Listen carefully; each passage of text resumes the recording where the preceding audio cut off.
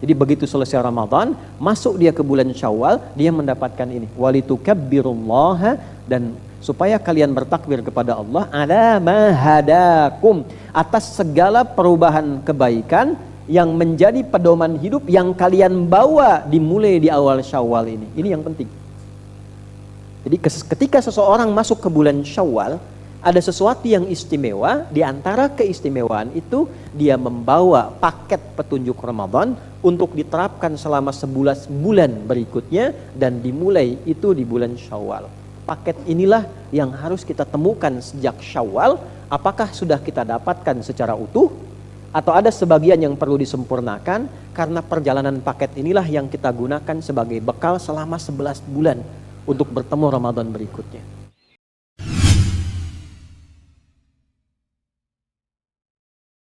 Kemudian ini yang penting juga untuk kita bawa dalam suasana Syawal ini, ada momentum-momentum yang baik. Ada informasi-informasi penting. Idealnya kita belajar ini sebelum tiba ke masanya. Saat Ramadan kita sempurnakan. Hanya dalam kondisi Ramadan kita berfokus dengan peningkatan ibadah masing-masing di tempat-tempat berbeda.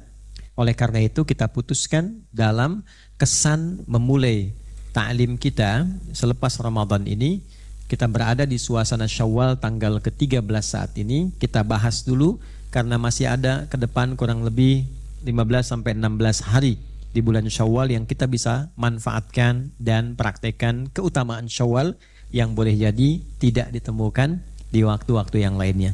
Atas dasar inilah kemudian kita mengawali kajian kita dengan pembahasan keutamaan bulan Syawal. Bismillahirrahmanirrahim. Bapak, Ibu, dan keluarga sekalian, kita akan bagi sesi pengajian kita pada dua bagian, untuk sesi paparan dan sesi diskusi. Mudah-mudahan semuanya diberikan taufik yang memudahkan pemahaman, penyampaian, dan pengamalan insyaallah.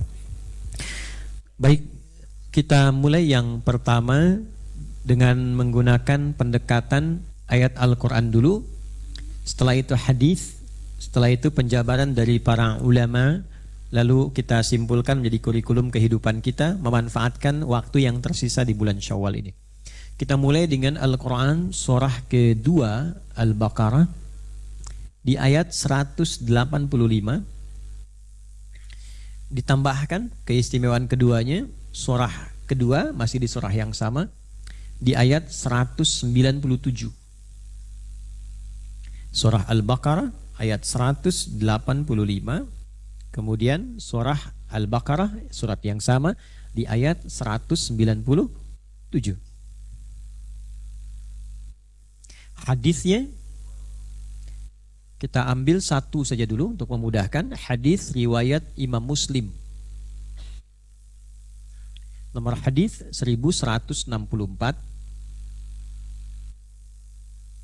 Jika ada perbedaan nanti dalam nomor karena mungkin cetakan atau versi ringkasan, rawinya saja, periwayatnya dari sahabat Abu Ayyub Al-Ansari. Abu Ayyub Al-Ansari radhiyallahu ta'ala anhu. Nanti kita bahas ya, dari Nabi sallallahu alaihi wasallam. Baik, mari kita mulai. Al-Baqarah ayat 185. Bismillahirrahmanirrahim. Syahrul Ramadan alladzi unzila fihi al-Qur'an hudan lin-nasi wa bayyinatin minal huda wal furqan. Faman syahida minkum asy-syahra falyasum wa man kana maridan aw 'ala safarin fa'iddatum min ayyamin ukhra. Yuridullahu bikumul yusra wa la yuridu bikumul usra walitukmilul 'iddata walitukabbirullaha ala ma hadakum wa la'allakum tashkurun.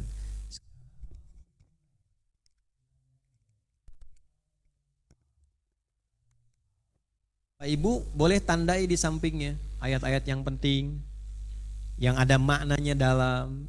Semua ayat Quran itu penting, tapi nanti di antara yang penting itu ada yang beririsan, bertalian, berhubungan dengan kepentingan kita. Boleh kasih tanda gitu. Nah, ini di bagian akhir ayat ini ada pedoman menarik yang dilakukan di awal Syawal dalam perjalanannya sampai berakhir nanti. Walitukabbirullaha ala ma hadakum. Dan setelah tuntas menyempurnakan puasa itu, walitukmilul iddah, setelah Anda selesai menyempurnakan bilangan waktu puasa itu, tuntas selesai. Ramadan selesai. Walitukabbirullaha, dan supaya kalian bisa meningkatkan takbir kepada Allah ala ma hadakum, dengan rasa syukur. Takbir itu ungkapan kegembiraan, bukan takbir biasa. Ungkapan kegembiraan karena bersyukur telah mendapatkan banyak hidayah dari Allah selama Ramadan. Wala'allakum tashkurun, yang dengan itu menjadikan kita sebagai pribadi yang banyak bersyukur. Oke? Nah, ini kita urai dulu dari terjemahan tadi menjadi manhaj. Jadi apa? Manhaj, pedoman, kurikulum berkehidupan. Jadi ini ada Ramadan, saya tuliskan di sini ya. Ramadan. Sekarang kita dapatkan di tahun 1446 Hijrah bersamaan dengan 2025 Masehi. Selesai. Walitukmilul iddata, selesai, disempurnakan Ramadan ini. Selama sebulan kita puasa. Kemudian dalam Ramadan itu ingat kalimat Qur'annya. Meningkatkan ibadah. Syahrul Ramadan alladzi unzila fihil Qur'an. Perhatikan standar keberhasilannya. 1, Al-Qur'an.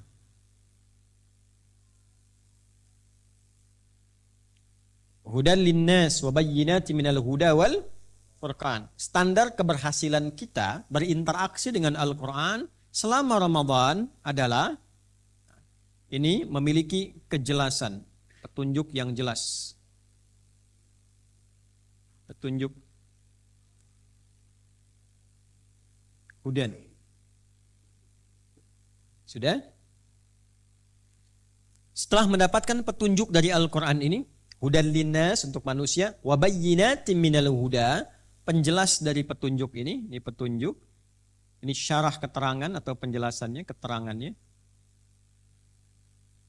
Lalu furqan, mendapatkan furqan, pembeda, kemampuan membedakan yang baik dengan yang benar. Furqan. Standarnya dulu ya. Faman syahida minkumus syahra falyasum. Puasa. Ini ada standar-standar ibadah yang kita kerjakan saat Ramadan. Standar keberhasilannya, parameter keberhasilan puasanya, nanti apa saja, ada turunan lagi. As-siyamu junnatun, memiliki junnah. Ya. Ada junnah, ada jinnah, ada jannah, beda. Ya, jannatin tajri min tahtihal anhar. Minal jinnati wan. Nah, yang ini junnah. Jadi ada pakai kasrah, ada pakai fathah, ada pakai dhammah, itu berbeda. Ya. Jadi setiap harakat dalam bahasa Arab itu punya makna. Ya, sukun itu ada maknanya. Ya, ada satu jamaah senior mengajak kami mengundang di Garut. Beliau punya villa di Cipanas itu. Nah, istirahat sebelum tabligh akbar ke situ. Di depannya ada pohon sukun berbuah. Nah, begitu sudah masuk, ini berkah ya. Satu saat mungkin nanti Bapak Ibu bisa tiru nih, generasi yang muda-muda itu senang nanam. Kakeknya dulu ngajak selalu tanam. Lahan orang pun yang kosong ditanam juga. Ini serius ya, tapi bukan untuk memberikan kesan yang buruk, bukan. Siapapun dapat manfaatnya gitu. Dari keikhlasan ini apa yang terjadi? Itu selalu tumbuhan yang ditanam itu dan tidak kenal musim dalam berbuah. Ada buah alpukat itu buahnya sebesar cengkir kelapa. Itu nyata. Saya cerita yang nyata. Jadi kalau ke sana ikannya mancing sendiri, terus nanti ada buah kelapanya, ada alpukatnya, ada sukun. Nah, saya mau cerita sukun. Jadi begitu masuk ke dalam, rupanya istri beliau sudah menggoreng buah sukun itu. Dihidangkanlah ke kami oleh suaminya. Ustadz, ini sukunnya masih hangat, silahkan dimakan. Saya bilang, Pak, ini bukan sukun. Ini fathah. Fathah katanya. Kalau sukun itu masih bulat di atas. Dia jatuh ke bawah, itu kasrah. Ibu goreng, terbuka, ini fathah. Kalau Bapak kumpulkan, ini dhammah. Saya kan canda tapi ada ilmunya maksudnya kan. Saya pikir berhenti di situ. Rupanya dibawa nampan itu ke belakang. Dia bilang sama istrinya, "Mah, kata Pak Ustadz, ini bukan sukun. Jadi apa Pak? Fathah." Dah, sini lagi ya. Ini Junnah. Ini ada kisah berkesan dulu ya. Gak apa-apa, ada 165 hadis tentang canda Nabi. Tapi canda yang tidak dusta. Ya. Nah, sini, ini ada Junnah. Kemudian dari Junnah ini muncul perubahan islah. Fala yarfus wala yajhal wa in imru'un syatamahu aw qatalahu falyaqul inni sha'imun.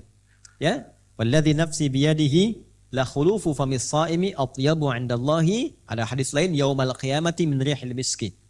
Yatruku ta'amahu wa syarabahu wa syahwatahu min ajli as-siyamu li wa ana ajli bihi wal hasanatu bi asyri amthaliha. At-taqarrub ila Allah, taqarrub yang terakhir. Waman kana maridan aw ala safarin fa'iddatu min ayamin ukhra. Ke sini. Yuridullahu bikumul wala yuridu bikumul usra. Nah, ada fleksibilitas, kemudahan dalam hidup. Sifat optimis yang memudahkan. Bukan memudah-mudahkan tapi selalu menghadirkan sifat optimis yang membawa solusi. Indahnya begini, solusi aja. Karena kata yusrun dalam Al-Quran itu disandingkan dengan solusi atas persoalan-persoalan yang mendera. Inna ma'al usri yusra. Inna ma'al usri yusra. Nah, itu setiap ada masalah selalu ada solusinya. Jadi kalau sedang ada persoalan hidup, yakinkan pada diri kita, katakan ini pasti selesai. Ini pasti ada masalah solusinya. Ada solusinya. Yakinkan pada diri kita. Itu rumus dalam Al-Quran. Nanti kita uraiin ya. Nah, kemudian setelah pelatihan ini selesai, walitukmilul iddata, begitu selesai Ramadan ini, kita ukur ini. Nah, inilah bentuk hidayahnya, akumulasi hidayah. Disebut hudan. Walitukabbirullaha ala ma hadakum. Wala'allakum tashkurun. Dan supaya ketika Ramadan itu selesai, kalau Ramadan selesai, berarti masuk hari baru kan? Bulan baru kan? Nah, masuk hari tanggal 1, hari baru, bulannya apa? Syawal. Jadi tanda orang masuk ke bulan Syawal itu diiringi peralihannya dengan takbir, walitukabbirullaha. Ada takbir di sini. Karena itulah kemudian setelah Ramadannya tuntas, kemudian setelah sidang isbat diumumkan, kan besok akan 1 Syawal, Idul Fitri. Maka sejak ditetapkan kemudian selesai Ramadan, bukankah kita bertakbir? Allahu Akbar, Allahu Akbar, Allahu Akbar. Nah, dalam takbir itu nanti ada beragam rasa dalam jiwa. Ya, takbirnya keluar sama kalimatnya, tapi rasa dalam jiwa yang mengiringi kalimat takbir itu bisa berbeda. Ya, ada takbir yang ikut takbir aja, tapi kejiwanya nggak ada rasa. Allahu Akbar, Allahu Akbar, Allahu Akbar, ya kan? Nah, ada yang penggembira, ya bergembira aja, takbir gembira. Ya, nggak dilarang gembira. Allahu Akbar, ya. Nah, ada yang pakai beduk, ada yang pakai macam-macam gembira. Nah, di antara sekian yang bergembira itu, yang meningkatkan syukurnya kepada Allah, ada takbir yang menggunakan rasa pada jiwanya. Jadi bertakbirnya itu ada rasa perubahan pada jiwa. Apa rasa yang dimaksudkan ini? Ala ma hadakum. Ini poinnya. Jadi begitu selesai Ramadan, masuk dia ke bulan Syawal, dia mendapatkan ini. Walitukabbirullaha, dan supaya kalian bertakbir kepada Allah, ala ma hadakum, atas segala perubahan kebaikan yang menjadi pedoman hidup yang kalian bawa dimulai di awal Syawal ini. Ini yang penting. Jadi ketika seseorang masuk ke bulan Syawal, ada sesuatu yang istimewa. Di antara keistimewaan itu, dia membawa paket petunjuk Ramadan untuk diterapkan selama 11 bulan berikutnya, dan dimulai itu di bulan Syawal. Paket inilah yang harus kita temukan sejak Syawal. Apakah sudah kita dapatkan secara utuh? Atau ada sebagian yang perlu disempurnakan, karena perjalanan paket inilah yang kita gunakan sebagai bekal selama 11 bulan untuk bertemu Ramadan berikutnya. Ini yang akan menjaga kita, yang akan membimbing kita, yang akan membersamai kita supaya tetap benar merasakan aura Ramadan dan ketaatan yang benar selama mengarungi perjalanan 11 bulan. Karena itu intinya praktek Ramadan itu di 11 bulan berikutnya. Ya, jika itu bisa kita dapatkan, kita rasakan, akan terjadi perbedaan pada diri kita yang membuat diri kita itu lebih bersyukur kepada Allah. Itulah rahasianya. Kenapa di akhir ayatnya dikatakan wala'allakum tashkurun. Supaya dengan perubahan ini engkau merasakan rasa syukur mendalam dan diekspresikanlah itu semua dengan ucapan, tindakan, perilaku yang menunjukkan terima kasih kepada Allah Subhanahu wa taala. Jelas sampai sini? Belum saya uraikan ya. Ini kita uraikan dulu. Kalau sudah jelas mari kita akhiri pertemuan kita. Itu dulu ya. Nah, ini ilmunya agak langka. Jadi jarang dibahas untuk ini sehingga kita fokuskan dulu agar ada pembekalan yang lebih optimal. Baik, mari kita urai satu-satu. Kita temukan dulu ya. Dampak dari puasa yang ditunaikan ini kita temukan nanti jadi manhaj. Manhaj itu yang penting, kurikulumnya dibawa. Ya. Jadi bukan jadi kenangan, Ramadan itu bukan kenangan. Ya, Ramadan itu dasar petunjuk awal yang melatih kita memiliki satu bimbingan yang kita bawa selama 11 bulan. Yuk kita mulai dari yang pertama. Syahr Ramadan alladzi unzila fihil Qur'an. Yang pertama paket Ramadan itu memiliki paket khusus terkait dengan Al-Quran. Oleh karena itu kita dalam Ramadan berinteraksi banyak dengan Al-Quran. Ada yang menghatamkan bacaan Al-Quran, murajaah Al-Quran. Ada yang mengkaji Al-Quran. Macam-macam, kan 3 bidang. Jadi dengan Quran itu ada 3, ahli Quran itu ada 3 jenis.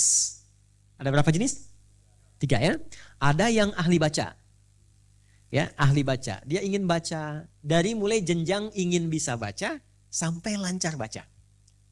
Dan menariknya, Nabi itu mengapresiasi tinggi bahkan dari tahap awal baca. Jadi orang yang ingin bisa baca Al-Quran itu diapresiasi oleh Nabi saking tingginya itu Nabi katakan bisa dapat potensi pahala 2 kali lipat dari yang lancar. Ya, walladzi yatata'ta wa huwa syaqqun 'alaihi, dan orang yang ingin bisa baca Quran dan dia baca terbata-bata. Ada yang terbata-bata, tertembok-tembok, ya macam-macam lah pokoknya itu. Susun nih. Oke. A'udzu billah. Yang lain lancar, dia masih bertahap itu. Ya. Maka kata Nabi, falahu ajran, dia mendapatkan 2 pahala. Inilah pentingnya belajar ilmu, jangan dari terjemah supaya tidak salah menyimpulkan. Wah, lancar 1 pahala nih. Belum lancar 2, ya udah nggak lancar aja gitu kan. Nah, itu keliru. Ya, maksudnya begini, pahala dia ingin berusaha itu 1. Ketika dia baca hurufnya 2. Dan 2-nya itu bukan begini, 1, 2 tidak begitu. Setiap hurufnya 10. Jadi berbahagialah kalau ada guru yang ketat, itu bahagia. Ya, karena kenapa? Selain membuat kita benar dalam membaca, dan dia mengantarkan kita mendapat akumulasi pahala yang banyak. Jadi kalau dapat guru bu yang ketat ini, harus bahagia, syukur sama Allah. A'udzu bu, ulangi. A'udzu, dikit, tidak hanya sedikit. Jangan kekencengan. A'udzu. Berapa huruf tuh? Hamzah, ain, wawu, dzal. Diulang sampai 3 kali. 4 kali 10 kali 3. Ya kan? Ternyata dzu-nya belum betul. Ya, dzu, bu, pekan depan kesini lagi. Bayangin, 1 jam datang ke tempat ngaji, cuman buat a'udzu, pekan depan balik lagi. Saya tanya ibu, datang lagi nggak? Nah, enggak tuh. Berarti belum pas tadi saya sampaikan ya. Nah, itu kalau begitu, syukuri. Kalau kita capaiannya hanya ingin langsung dibenarkan, ya, biasanya targetnya nggak tercapai dengan baik. Guru yang benar itu mengajar dengan benar. Kalau bisa mengajarkan yang benar, jangan menoleransi yang salah. Itulah sebabnya dulu adanya tajwid, tahsin belum ada. Karena tajwid itu membaca dengan baik dan benar. Karena ada sebagian yang menoleransi, dibiarkan, akhirnya ketika baca lancar, bagus, tapi ada yang keliru, muncullah tahsin perbaikan. Dulu kami belajar itu, saya ngambil salah satu riwayat tuh waktu di Libya itu. Begitu berangkat, alhamdulillah masih agak mendingan. Al-Fatihah, Al-Baqarah 5 ayat. Udah pakai taksi, berangkat kurang lebih 20 menit sampai di tujuan. Al-Fatihah, Al-Baqarah 5 ayat. Ya Bunai, nanti kesini lagi ya, pekan depan. Nanti kesini lagi. Alhamdulillah. Teman ada yang baru bismillah, pekan depan suruh balik lagi. Ternyata guru yang baik itu kayak kita tes TOEFL kan. Dicek lisannya sampai mana, yang kurang huruf apa. Ditemukanlah masalah di lidahnya. Dan hebatnya Al-Quran, setiap hurufnya itu mendidik bagian dari tempat keluar suara supaya benar. Saya ambil contoh gini, kalau kita benar 20 ayat pertama, kesananya mudah. Sampai ke ayat 71, benar di situ, kesananya lebih mudah. Ya, tinggal gharib muskilah, tinggal yang alaihi jadi alaihu, ana, kapan dibaca panjang, kapan dibaca pendek, tinggal yang itu. Yang lainnya lebih gampang, karena cara pengucapan huruf dan sifatnya sudah benar.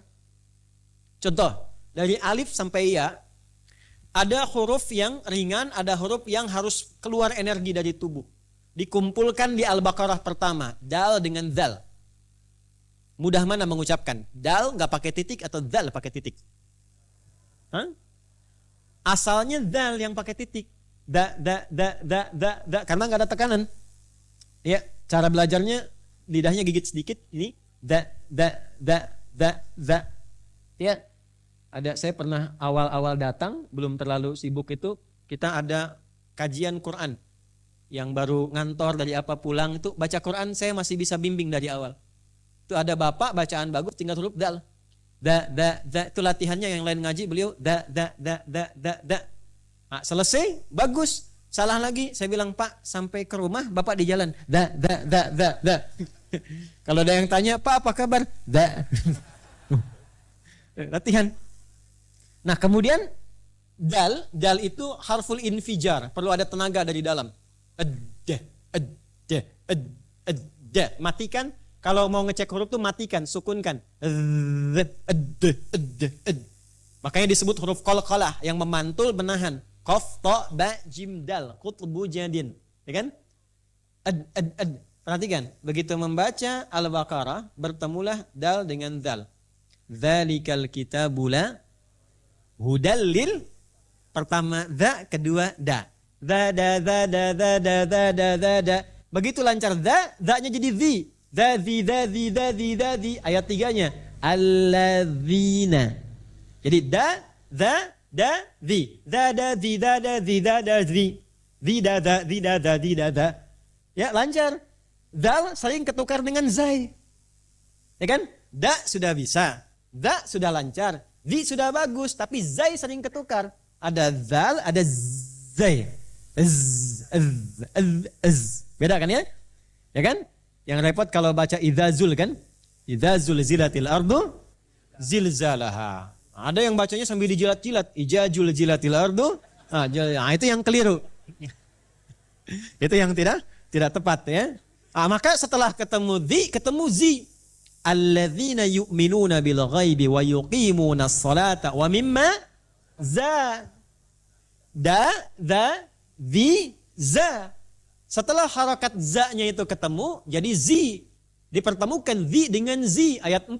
Walladzina yu'minuna bima unzila ilaika wa ma unzila min qablik wa bil akhirati hum yuqinun. Jadi itu menarik gitu.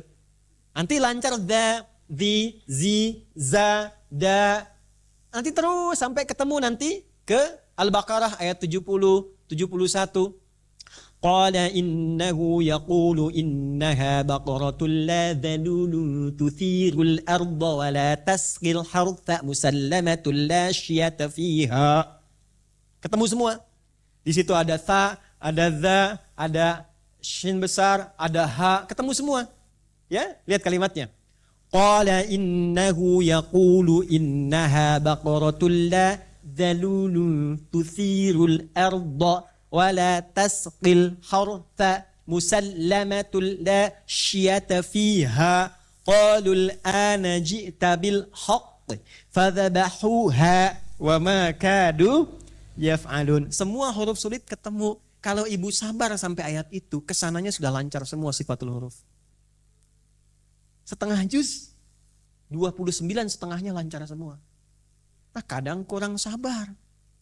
Pengen cepat distempel lancar. Akhirnya 30 juz bacanya lancar tapi salah. Muncullah tahsin. Nah ini ya. Nah ini awal-awal yang kita sampaikan. Makanya ketika mulai baca itu qiraah. Gak apa-apa. Tenang aja pelan. Kalau dibenarkan alhamdulillah. Benarkan alhamdulillah. Sampai lancar. Kalau dapat guru yang begitu, bersyukurlah pada Allah. Jelas sampai sini? Nah itu namanya fase pertama qiraah. Orang yang disebut qari.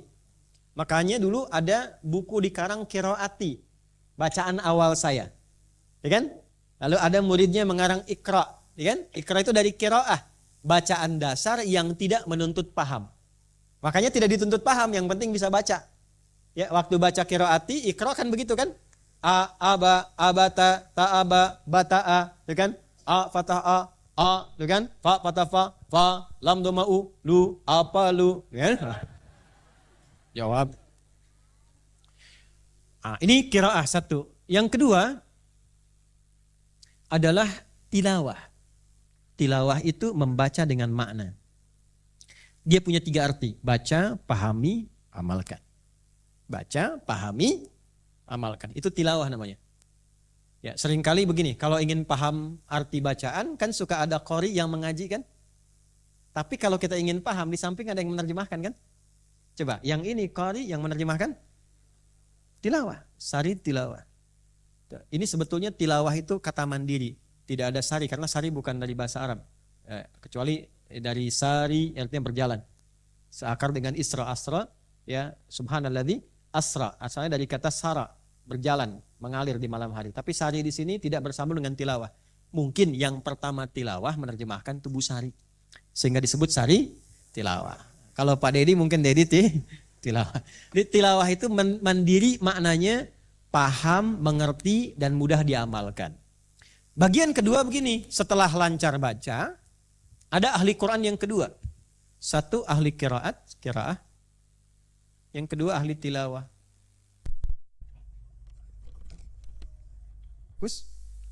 Dia mengeluarkan kurikulum Al-Quran. Cara tilawah itu yang efektif begini, ada 2 cara. Satu, dia mengeluarkan kurikulum Al-Quran yang topik atau temanya sesuai dengan kebutuhan dan pilihan hidupnya.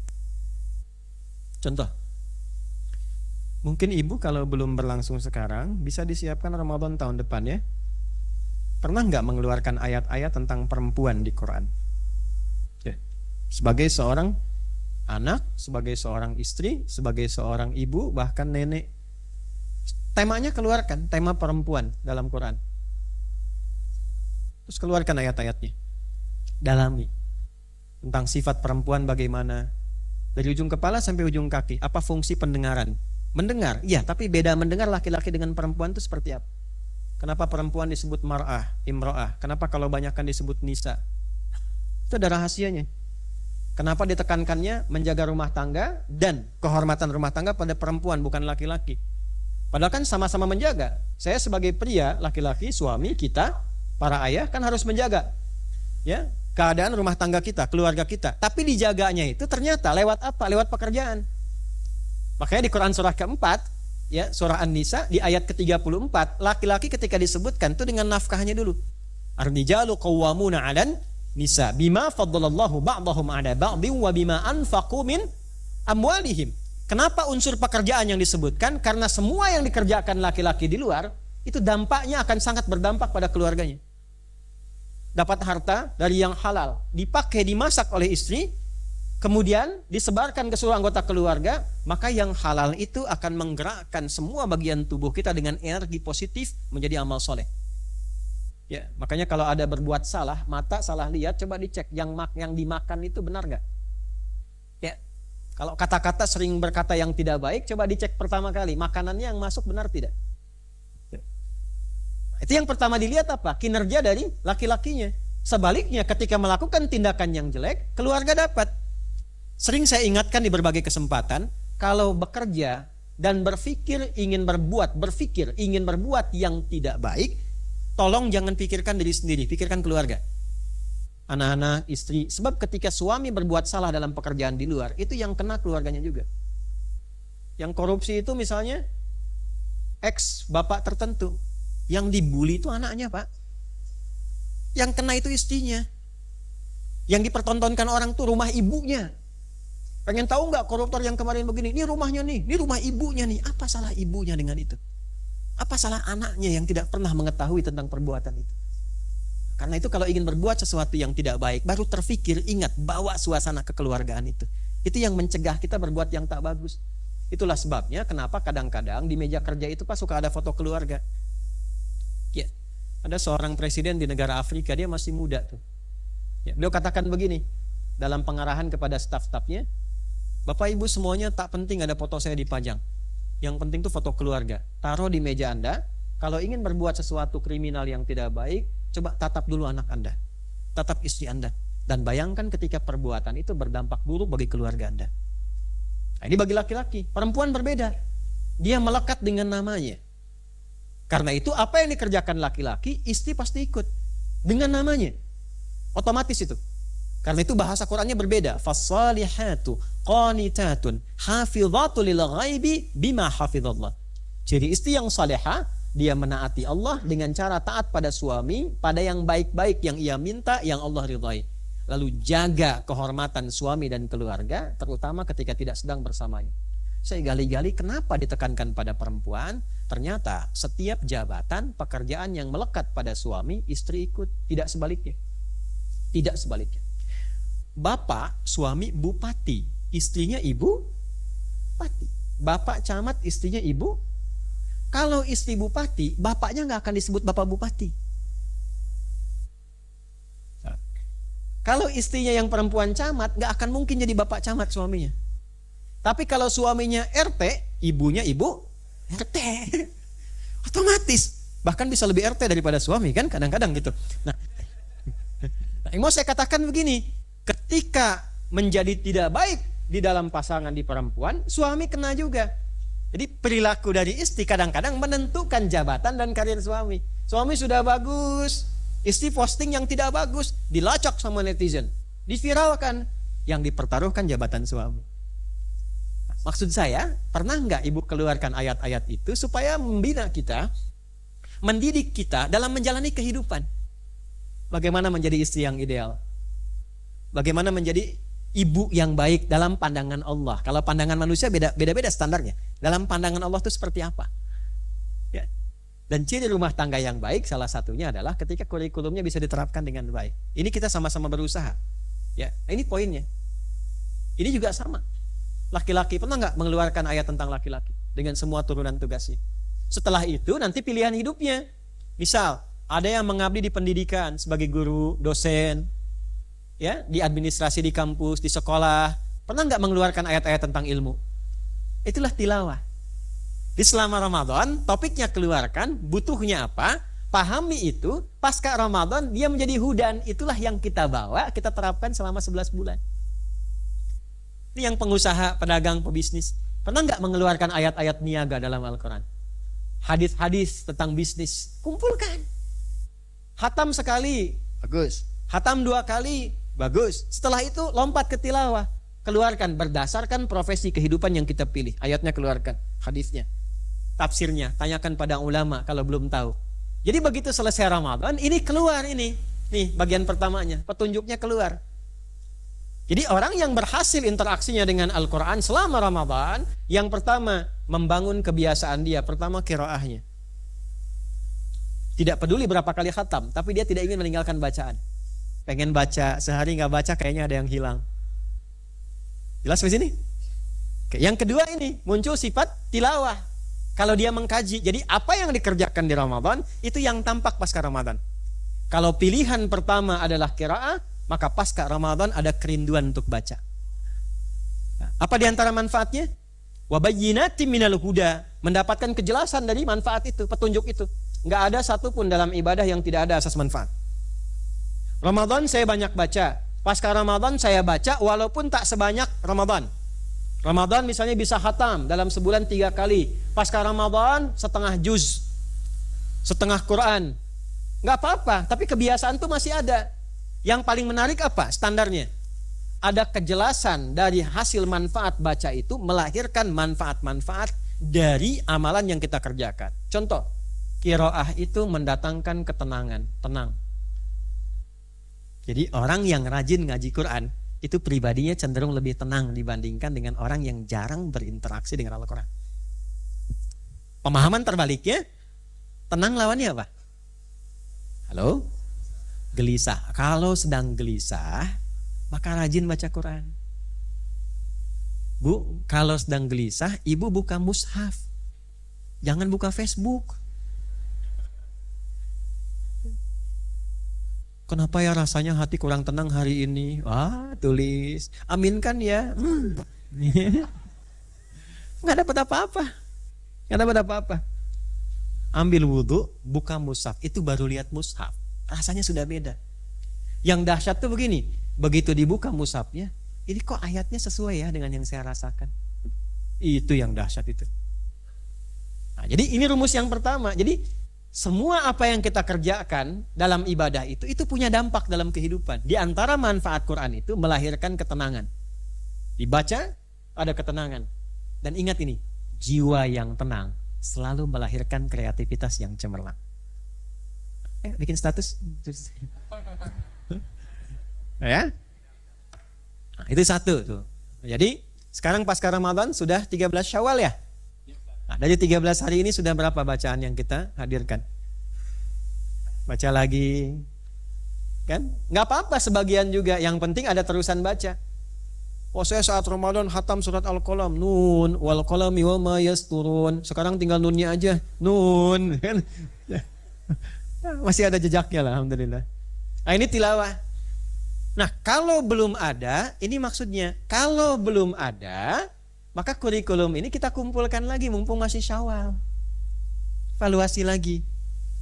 Lengkapi untuk membuktikan kepada Allah, alhamdulillah ya Allah, terima kasih kemarin diberi kesempatan Ramadan. Saya ingin buktikan saya lulus. Saya ingin buktikan saya lulus. Oleh karena itu, mumpung masih di bulan Syawal, hadirkan lagi ini. Interaksi dengan Al-Quran. Lalu kemudian setelah itu, nggak harus semuanya dulu, pilih salah satu ini temanya. Tematik, urutkan keperluan kita apa, tulis satu-satu. Nggak harus semua selesai di Syawal. Syawal bikin kurikulum dulu, nanti ada 10 bulan setelah Syawal. Ya kan? Bulan ini masuk 1 tambah 10 kan jadi 11, setelah itu kan Ramadan lagi. 10 tema setiap bulan 1. Ya, sebagai seorang anak, apa tugas anak dalam Al-Quran bagaimana? Anak laki-laki dengan perempuan beda. Bikin sampai tuntas, sampai selesai. Sampai ke bab warisan, sampai kembali kepada Allah. Itu ada babnya. Ada bab amal soleh yang bisa kita lakukan. Ada cara menggandeng orang tua sampai ke surga, turunkan sebagai anak yang baik. Bikin kurikulum. Nanti misalnya bulan kedua selanjutnya, ini yang sudah menikah sebagai suami. Yang belum menikah, siapkan fikih rumah tangga. Ya, tahapan untuk menikah itu seperti apa? Belajarnya sebelum nikah. Setelah akan dipraktikkan. Yang terjadi seringkali sekarang, saat masuk pernikahan baru belajar. Nah, ini yang menyebabkan 1 bulan masalah, 2 bulan persoalan, 3 bulan tidak dikehendaki. Dan ini statistiknya tinggi, Pak. Saya pernah tanya seorang penghulu statistik saat memberikan tausiah pernikahan. Itu sekarang di kita saja setiap ada 1 pernikahan itu di saat yang sama terjadi 50 perpisahan. Di Malaysia itu 2023 saya temukan data 57.800 selama setahun perceraian. Artinya setiap 1 jam itu ada 6 orang bercerai. Ada 6 orang setiap 1 jam. 57.800 dalam setahun. Ya, dibagi sebulan, dibagi sehari 24 jam, dibagi 24 ketemu 6 orang, 6,6 kurang lebih. Dalam 1 jam, Anda bayangkan. Ya. Nah, dulu walaupun belum ada pengetahuan tentang dalil, tapi sudah menjadi adat, tradisi, karena ulama mengajarkan, dulu ulamanya itu capable, punya kemampuan yang bagus, sehingga orang nggak banyak tanya tentang dalil. Orang dulu nggak ada ngaji, kiai dalilnya apa? Nggak ada. Dulu didengar karena kiainya kiai betulan, punya karisma, ya, dipraktekan, pendampingannya baik, apa yang disampaikan itu digugu dan ditiru, didengar, dipraktekan. Jadi nggak butuh dalil, kerjakan ini, kerjakan. Ya, dan itu sudah ada, kompilasi dalilnya sudah jelas. Maka dulu kalau ada orang mau melamar, datang ke bapak mertua calonnya, nanti kalau diterima dijawab tuh. Dari jawaban itu diberi waktu 40 hari.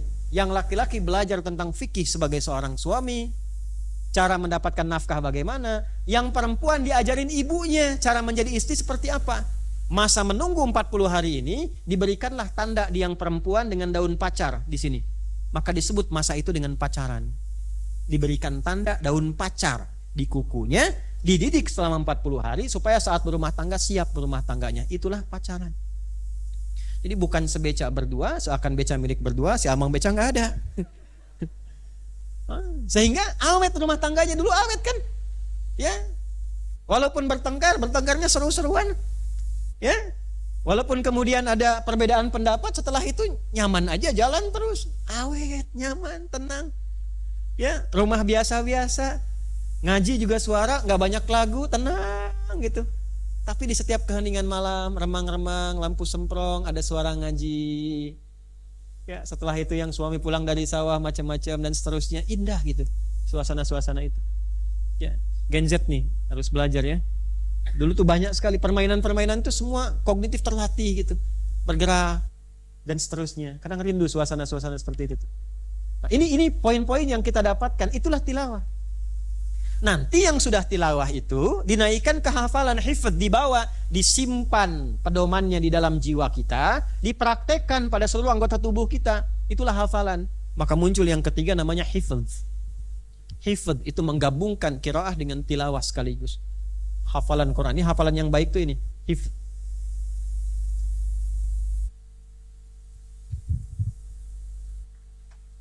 Hifdzun atau cara menghafalnya, prosesnya disebut tahfidz.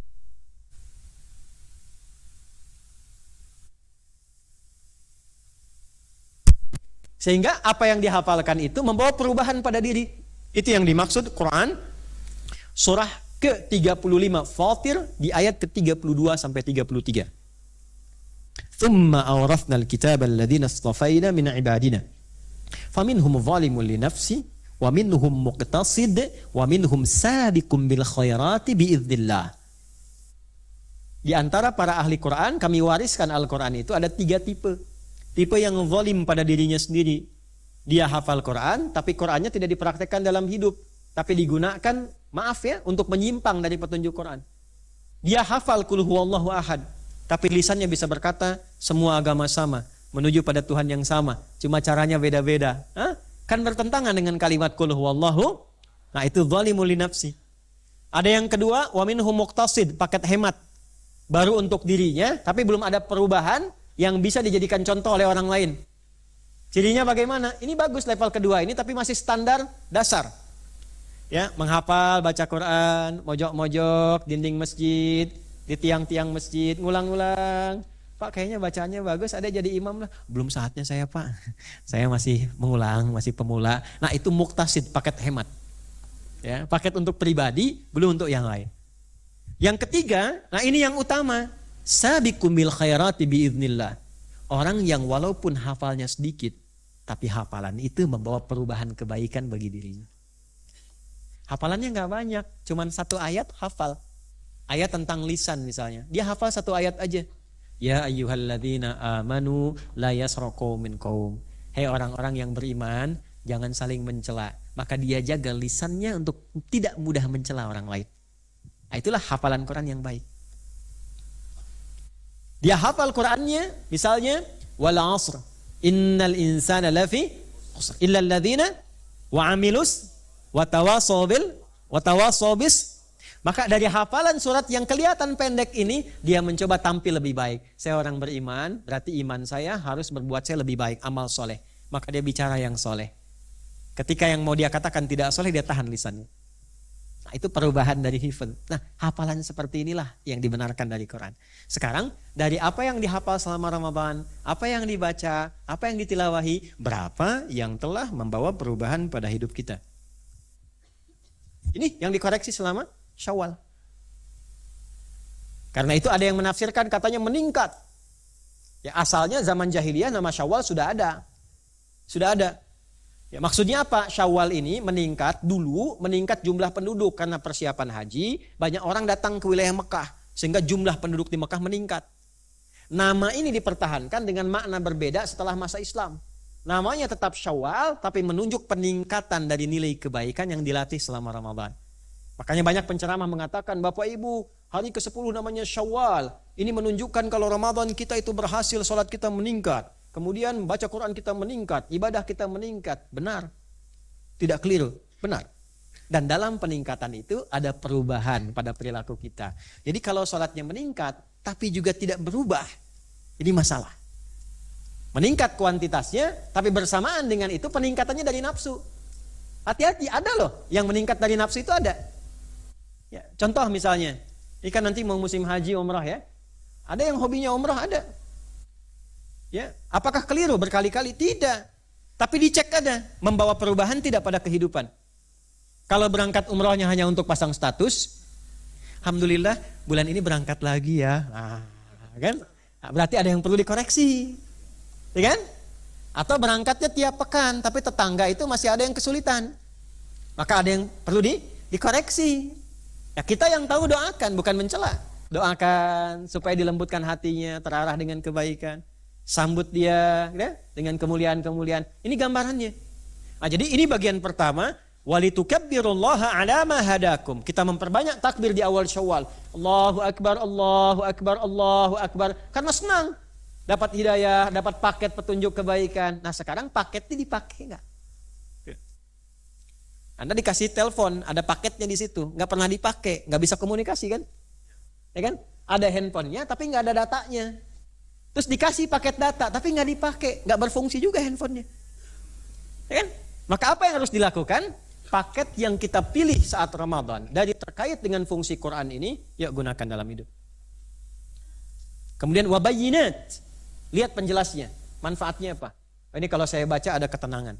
Kalau saya tilawah, paham artinya, maka ditambahkan pahala yang kedua, bukan cuma tenang. Ya, perhatikan hadisnya. Ini di hadis Muslim. Majtama'a qaumun fi baitin min buyutillahi yatluna kitaballah wa yatadarasunahu bainahum illa ghasyiyatuhum rahmah wa nazalat alaihimus sakinah wa haffathumul malaikah wa dzakarahumullahu fi man indah. Tidaklah orang kumpul rajin tilawah. Orang-orang kumpul berarti kalau mau tilawah, kalau bisa jangan sendirian. Jadi nggak ada makna Quran yang bisa dipahami sendirian. Tanya. Nah kalau sudah, yang kedua bisa diterapkan dalam konteks yang berjamaah. Misal di keluarga, tilawah satu lingkup keluarga. Ayah, ibu sama anak-anak bahas satu surat. Kalau anak-anak nggak harus selalu serius. Lihat anaknya usia berapa. Anak TK main tebak-tebakan, tilawah. Nanti isi dengan makna. Ya. Siapa adik raja yang mau menghancurkan Ka'bah waktu itu? Abraha, betul. Nah, kasih biskuit. Ya. Setelah itu bagaimana? Dihancurkan oleh Allah. Sama apa? Burung ababil. Betul. Di surat apa itu? Al-Fil. Kasih 10.000. Nah, dia jahat tidak? Jahat. Nggak benar tidak? Tidak benar. Nah, kalau berbuat jahat itu akibatnya nanti akan tidak baik. Allah tidak suka. Pekerjaannya akan gagal, kehidupannya akan gak bagus, dan orang menyebutnya sebagai orang jelek. Mau tidak berbuat tidak baik? Tidak mau. Nah, karena itu sama bunda harus baik ya. Sama ayah harus baik ya. Udah tos semua, tos. Salaman, main lagi. Simpel aja. Tapi kan kalau sudah kuliah gak mungkin begitu kan? Siapa raja yang maju? Lah bosan. Evaluasinya beda tingkatan. Itulah indahnya Quran itu begitu. Kalau sudah dengan Quran itu gak bisa berhenti itu. Enak, selalu ada yang baru. Selalu ada yang. Kemudian wabayinati minal huda wal furqan. Jadi pembeda. Jadi setelah ngajinya benar, itu bisa bedakan mana yang baik, mana yang gak baik. Ya. Itu sendal bagus, itu gak bagus. Tapi yang bagus itu gak jadi baik kalau dipakai oleh kita tapi bukan punya kita. Ya, di pekerjaan, iya, gaji besar itu bagus, tapi mengambil besar yang bukan punya hak kita itu gak bagus. Nah, orang yang sudah belajar Quran selama Ramadan, dia punya furqan dalam dirinya. Sama saya juga udah furqan Ustadz, bukan itu, ya. Pembeda. Bukan nama, tapi ada rasa untuk membedakan cenderung pada yang lebih baik. Jelas sampai sini? Oke. Nah, sekarang sampai hari ke-13 di Syawal, berapa dari 3 ini yang sudah didapatkan? Ada kurikulum yang jelas? Ada manfaat yang bisa didapatkan? Kemudian yang terakhir, ada pembeda yang membimbing dalam kehidupan. Kalau belum ada, sampai sekarang, belum terurut, urutkan. Mumpung masih hari ke-13, bikin temanya sendiri. Bikin topiknya, nanti ayatnya keluarkan, hadisnya keluarkan, kumpulkan, cari buku-buku untuk belajar, ya, tanyakan pada ustadz, ulama yang mengerti itu, memahami itu, lalu tunggangi ini selama 10 bulan ke depan, sampai ketemu Ramadan lagi. Jelas di sini? Ini bagian pertama. Ini terkait dengan Al-Quran. Oh, ini jarang dibahas ini. Ya, jadi bukan sekedar meningkat, manhaj untuk meningkat dan standarnya apa. Nah ini yang kemudian kita dapatkan. Dengan itulah kita bertakbir. Jadi ketika bertakbir minimal 5 kali dalam sehari, minimal itu, ya di waktu-waktu kita menunaikan sholat kan, kita dengar takbir kan, Allahu Akbar, ya kan? Nah jadi saat bertakbir ini rasa ini ada. Takbir yang baik itu takbir yang diiringi dengan syukur. Jadi begitu bertakbir itu kita bersyukur, ya Allah, alhamdulillah masih diberikan kesempatan sholat. Saat orang sudah lalai dengan sholat, alhamdulillah. Ya mau khusyuk mau tidak kita bersyukur. Alhamdulillah masih bertuhan Allah saat orang nggak kenal Allah. Alhamdulillah masih bisa ngaji. Alhamdulillah ya Allah Engkau berikan rezeki hari ini, bisa makan. Dia nggak lihat berapa yang dia dapatkan, tapi masih bisa makan, itu mahal. Saat orang lain belum tentu bisa mendapatkan itu. Jadi kalau semua diawali dengan syukur, hidup tuh nggak ada kegelisahan, Pak, Bu. Karena semua dinikmati. Gelap, alhamdulillah mendung. Dengan mendung ini saya ada persiapan-persiapan. Nyucinya saya siapkan dengan baik, tempatnya saya tata, ya payungnya saya siapkan. Alhamdulillah. Macet, alhamdulillah ya Allah Kau berikan macet. Saya bisa murajaah, saya bisa evaluasi. Ada alasan untuk telepon ke kantor, ini macet. Jadi kita selesaikan pekerjaan dari mulai perjalanan. Di semua yang dimulai dengan syukur, itu selalu menghasilkan keindahan dan ketenangan pada jiwa. Tapi tidak cukup dengan tenang, mesti jelas dulu, sudah tenang ngerjakan apa. Nah ini. Paham ya? Baik, ini bagian yang pertama saya kira yang kita highlight dulu. Kalau belum ada silahkan kumpulkan. Kalau ini sudah ada, mau bikin yang lebih umum, silahkan urutkan temanya dari awal. Al-Fatihah, Al-Baqarah, Ali Imran, An-Nisa, terus silahkan. Kalau kepentingannya untuk mengkaji secara detail dari awal sampai akhir. Jelas? Nah, jadi kalau sudah begini, jadilah ia manusia Qur'ani. Qur'anun yamshi, manusia Qur'an yang sedang berjalan-jalan di bumi. Melihatnya pakai cahaya Qur'an. Beda. Nanti rasanya begini teman-teman, kalau sudah hafal gitu ya. Insya Allah semoga diberikan kemampuan ya kita semua. Nanti kalau sudah hafal tuh Qurannya tuh yang hadir. Jadi begitu melihat ayatnya datang. Kita laki-laki nih mau melihat nih, hafal ayatnya itu ayatnya langsung yang keluar. Kullil mu'minina yaghuddu min absarihim. Ya katakan pria beriman itu imannya membimbing dia untuk melihat. Imannya, bukan sekedar fungsi mata, imannya. Karena nanti ada fungsi iman dalam tubuh kita bagi yang sudah beriman. Di iman tuh naik ke mata. Begitu naik ke mata, dibimbing mata ini untuk melihat. Ini yang boleh dilihat, ini yang tidak. Makanya standar iman ketika melihat beda dengan orang yang belum punya iman atau imannya tipis. Yang belum naik ke mata, masih di sini, belum naik. Kalau sudah naik, ini dibimbing. Jadi begitu melihat yang tak pantas menurut imannya, dibimbing oleh imannya. Palingkan, ghaddul basar, ya ghuddu min absarihim. Ya palingkan. Yang perempuan juga begitu, ayat 31-nya itu. Wa kullil mu'minati yaghdudna min absarihinna. Nah, jadi begitu dipandang boleh kata iman, yang nggak boleh iman langsung bicara, palingkan. Ayatnya muncul, palingkan. Nah, kalau ini belum ada atau ada iman tapi belum nyampe ke mata, nanti semua standarnya sama semua. Bisa pakai standar budaya. Budaya itu bisa beda-beda. Di Indonesia saja punya budayanya. Budaya berpakaian di Jawa, Sumatera, Kalimantan sampai Papua beda. Ya.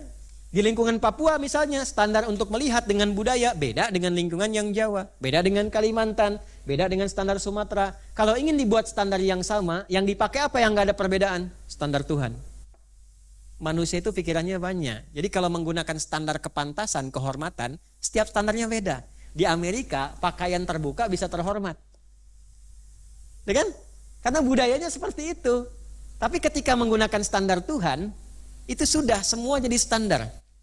Ya, iman itu yang menoleransi boleh dilihat, yang tidak boleh dilihat. Dan hebatnya ketika meminta dilihat ada manfaatnya, ketika diminta dipalingkan itu pun ada manfaatnya.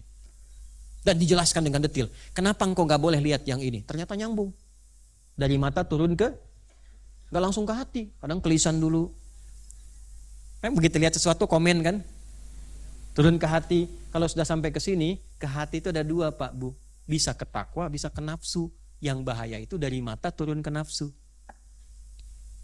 Kenapa tindakan kejahatan sering terjadi, pelecehan pada perempuan dan sebagainya? Bukan karena ada niat jahat saja pada laki-lakinya, tapi ada peluang yang dibuka dari objek pandangan itu. Ya, kalau itu ditutup gak akan mungkin. Karena dari mata kalau turun ke hati mesti dijelaskan. Turunnya ke takwa atau ke nafsu. Kalau turun ke takwa pada jiwa-jiwa kebaikan, dibangkitkanlah sifat-sifat kebaikan. Maka ketika melihat yang tidak baik, jiwa baiknya bangkit, palingkan, jangan dilihat. Tapi ketika turun ke nafsu, itu dikreasikan jadi kriminal. Itu yang bahaya. Nah ini perlu diperjelas ini, hal-hal yang demikian itu. Nah inilah yang dimaksudkan Apa yang kita bahas tadi menjadi furqan, bimbingan dalam kehidupan kita. Nah ini yang perlu kita bawa ini. Sampai enggak? Ya, bagian dari iman itu sinyalnya. Kalau sinyal belum kuat, cari sehingga jadi kuat. Cari ke masjid. Cari ke mihrab. Bangun malam, Anda teleponan di dalam kurang sinyal, kan Anda keluar. Cari sinyal. Ya kan? Nah, sinyal ini sudah Allah tebarkan. Walladzina jahadu fina lanahdiyannahum. Kalau kita serius cari sinyal-sinyal dari Allah, Allah tebarkan. Kalau sinyal kurang kuat di rumah, ya ke masjid kawan. Sujud. Ya. Kalau kurang kuat, datang ke pengajian. Silaturahim dengan orang-orang soleh. Baru menatap saja sudah mencas lagi pada diri kita, itu sinyal namanya. Pakai itu gitu. Nah, nanti kalau sudah jalan lagi, lisan pakai iman, telinga pakai iman. Kalau sudah sampai kaki, itu disebut dengan satu akumulasi penghambaan. Namanya abdun, jamanya ibadun. Kalau sudah sampai ke ujung kaki, sifat Allah dengan penuh kasih sayang di dunia disebut Rahman, ditanamkan pada dirinya. Maka matanya melihat dengan kasih sayang, telinganya mendengar dengan kasih sayang, sampai ke ujung kakinya. Maka digabungkan sifat hamba dengan sifat Rahman jadi ibadur Rahman. Wa ibadur Rahmanil ladzina yamshuna 'alal ardi hauna wa idza khatabahumul jahiluna qalu salama. Kalau sudah jadi ibadur Rahman enak. Jalan, gak banyak beban pikiran. Orang provokasi dilihat, mana yang perlu direspon, mana yang gak perlu. Tenang.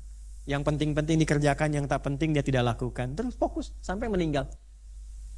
Hidup itu kan sederhana kan, tunggu meninggal aja kan, gampang gitu. Nah, dunia kan bukan tempat tinggal. Dunia tempat meninggal. Ya? Siapa yang mau ke surga? Alhamdulillah. Nah, pintu surga itu kematian. Jadi kalau pengen ke surga, meninggal dulu. Nah, saya ulangi ya. Siapa yang mau meninggal? Oke, Masya Allah, Alhamdulillah. Nah ini satu ya, Quran. Tulis dulu tuh. Tulis, pulang dari sini, cek diri masing-masing. Jangan tunjuk orang ya. Diri masing-masing. Nanti ke depan, apa yang mau dikerjakan? Mau konsisten pada pekerjaan sekarang, atau mau pindah arah, mau ngerjakan yang lain, keluarkan dulu kurikulumnya. Baca, pahami. Seperti dunia kan begitu. Anda mau kerjakan, dikasih pelatihan dulu. Kasih kurikulum, kasih training. Ya, setelah itu magang. Setelah magang baru praktek kan? Ini sama saja, itu kan miniatur dari praktek fitrah kehidupan dibawa dalam konteks dunia. Aslinya begini. Oke? Oke. Dua nih. Setelah Al-Qur'annya, nih puasanya sendiri. Puasa dilakukan dari kapan ke kapan? Halo? Fajar ke? Kemarin puasa enggak? Ngantuk ya? Hah? Biasa itu setan itu kalau ada materi yang istimewa dan penting, dia akan berupaya memalingkan konsentrasi kita supaya nggak nangkep ini. Ya, hati-hati tuh, lawan itu, ya, jihad dengan rasa kantuk. Alhamdulillah. Lihat, Bapak Ibu sekalian, puasa dari fajar sampai maghrib. Lihat baik-baik. Coba kita jeli melihat ya. Bukankah dari subuh sampai maghrib itu umumnya kebanyakan aktivitas yang kita kerjakan? Coba lihat. Orang umumnya beraktivitas kan dari mulai subuh sampai ke maghrib kan? Ya, bekerja, yang belajar, yang berbisnis, yang ke ladang, yang buka toko dan sebagainya. Umumnya kan pagi ya, ke sore kan? Subuh ke maghrib. Baik. Bisa nggak mengerjakan itu secara teratur dengan benar saat yang bersamaan sukses dunianya diberkahi oleh Allah? Gimana konsepnya? Kok bisa sahabat Nabi ada yang seperti Abdurrahman bin Auf? Beliau masih bisa sholat malam, konsisten tahajud, amalnya banyak, bisnisnya pun sukses. Kok bisa seperti sahabat Sayyidina Utsman bin Affan radhiyallahu taala anhu? Itu nggak pernah tinggal tahajud, rajin tilawah Quran, meninggalnya pun setelah tilawah Quran sedang puasa sunnah. Malamnya tahajud, ya, siangnya sedang puasa sunnah. Habis baca Al-Quran ngantuk, dalam ngantuk ketiduran ketemu dengan Abu Bakar dan Umar radhiyallahu taala anhuma. Dikasih kabar, Utsman jangan buka sekarang, nanti bukanya kita bersama Nabi. Itu mimpinya Sayyidina Utsman bin Affan. Begitu terbangun, ya, ada kejadian, beliau kemudian meninggal dunia, syahid. Syahidnya dalam keadaan wafatnya syahid, sedang puasa, selesai baca Al-Quran dalam keadaan yang baik. Dan yang paling jelas, beliau kaya. Asetnya sampai sekarang masih ada. Ini sudah hidup nggak jelas, kekayaan nggak cukup, ya kan? Menantu Nabi juga bukan, ya kan? Nggak sanggup kita bilangnya. Ya, intinya begitu kan. Nah, sekarang kalau kita ingin perubahan dalam hidup, tinggal dikeluarkan manhajnya.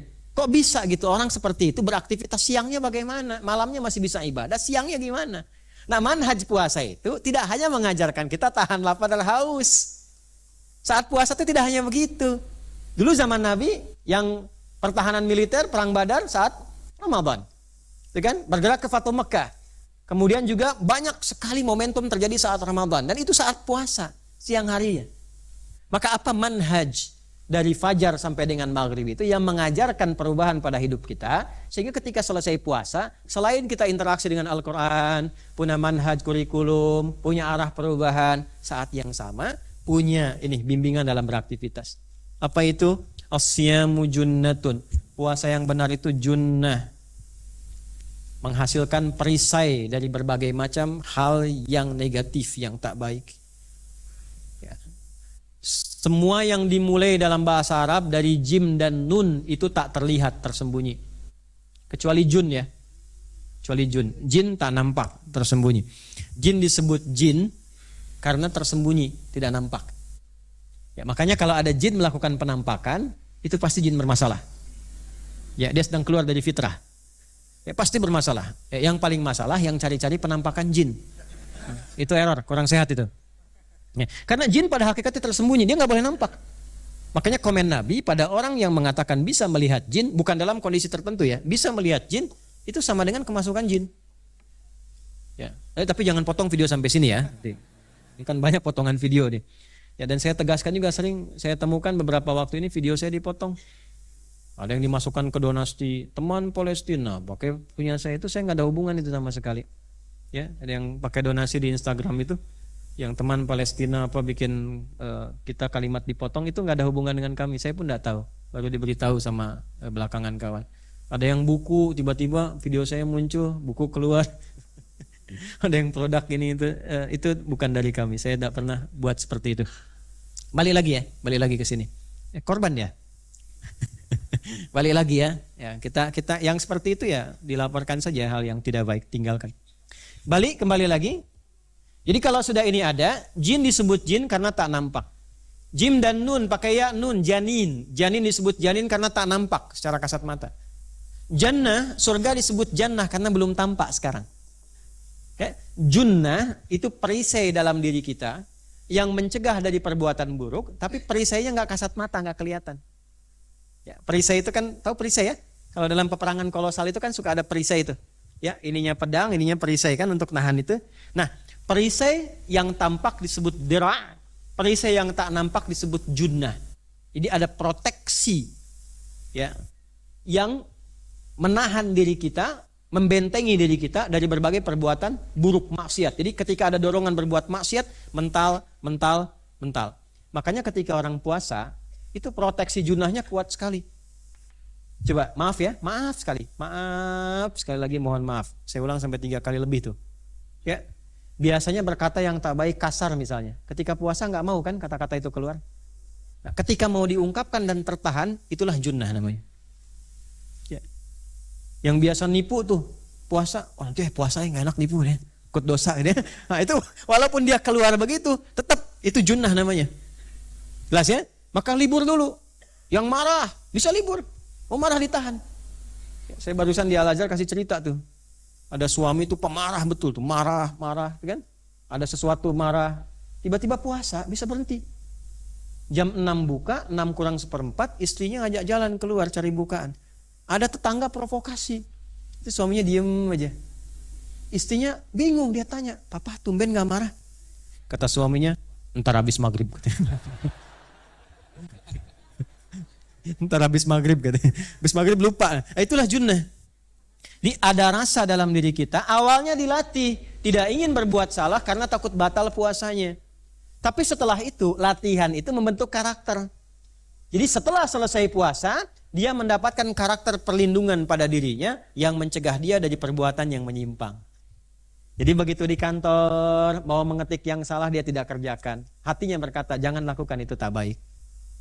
Ya, mau keluar kata-kata yang tak benar, hatinya berkata, jangan kerjakan, itu gak bagus. Itulah junnah. Pertanyaan saya ke kita semua, termasuk diri saya pribadi, setelah melewati Ramadan, 13 hari kita mendapatkan Syawal. Kita bertakbir mendapatkan hidayah Allah saat Ramadan. Apakah itu masih tertanam pada diri kita sampai hari ke-13 ini? Ya. Coba iseng-iseng dicek keluar ya.